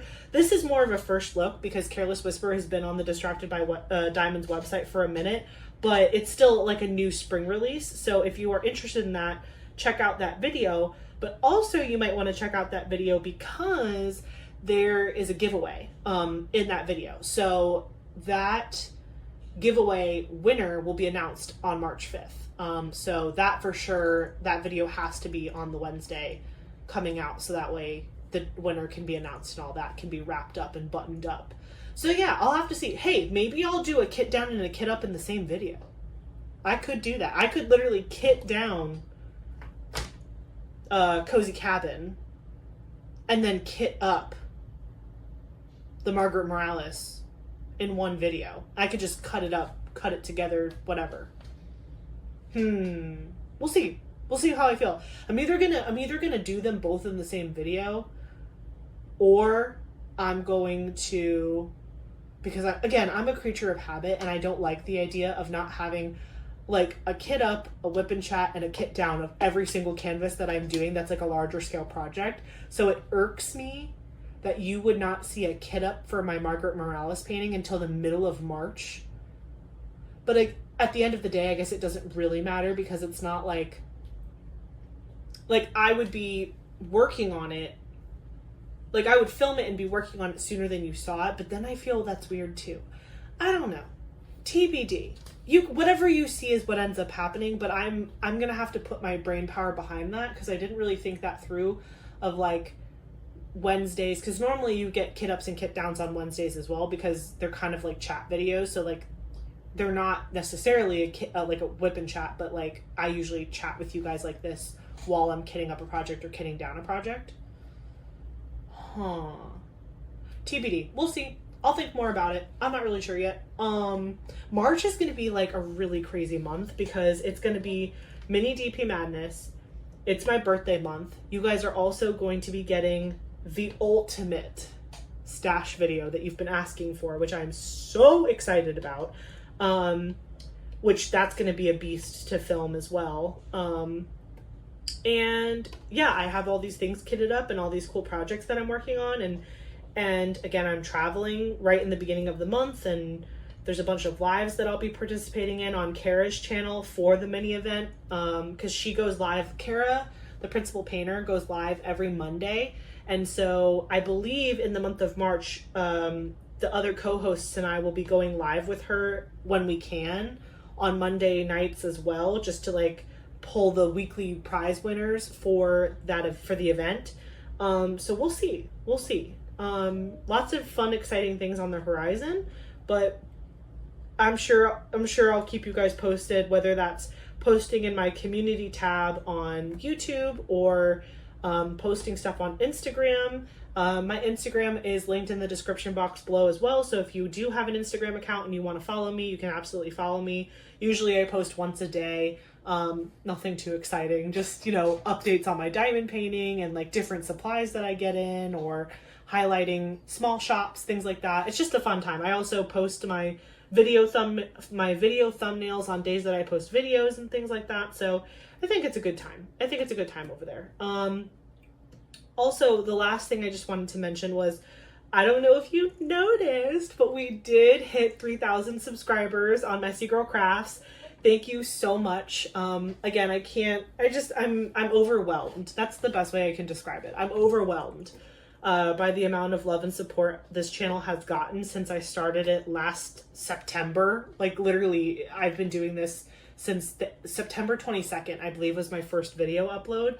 And ever since then, you guys have just continued to show me so much love and support in this community. And it fires me up and it makes me want to keep going.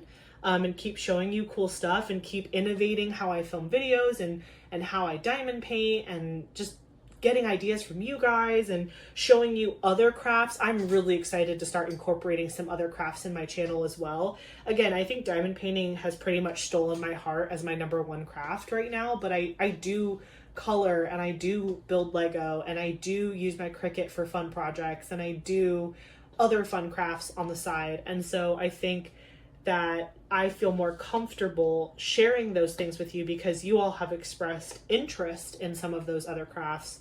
And, again, a lot of you were so kind in the comments and said, we care more about you and your personality than what you're necessarily doing on the screen. And like that makes me feel good. So I don't know when, but soon-ish, you know, you guys will definitely be seeing some of that being incorporated into the channel as well. It's just that right now with the event happening in March, it's very obviously diamond painting heavy because we are about to jump into like all these events and things. But I promise you guys will be eventually seeing some Lego building, some coloring stuff and other things too. And I'm really excited to see how those videos go over, and who knows, maybe we can get each other addicted to more crafts together, because I know that we are all crafting lovers, and we're not just diamond painters, we're so much more than that.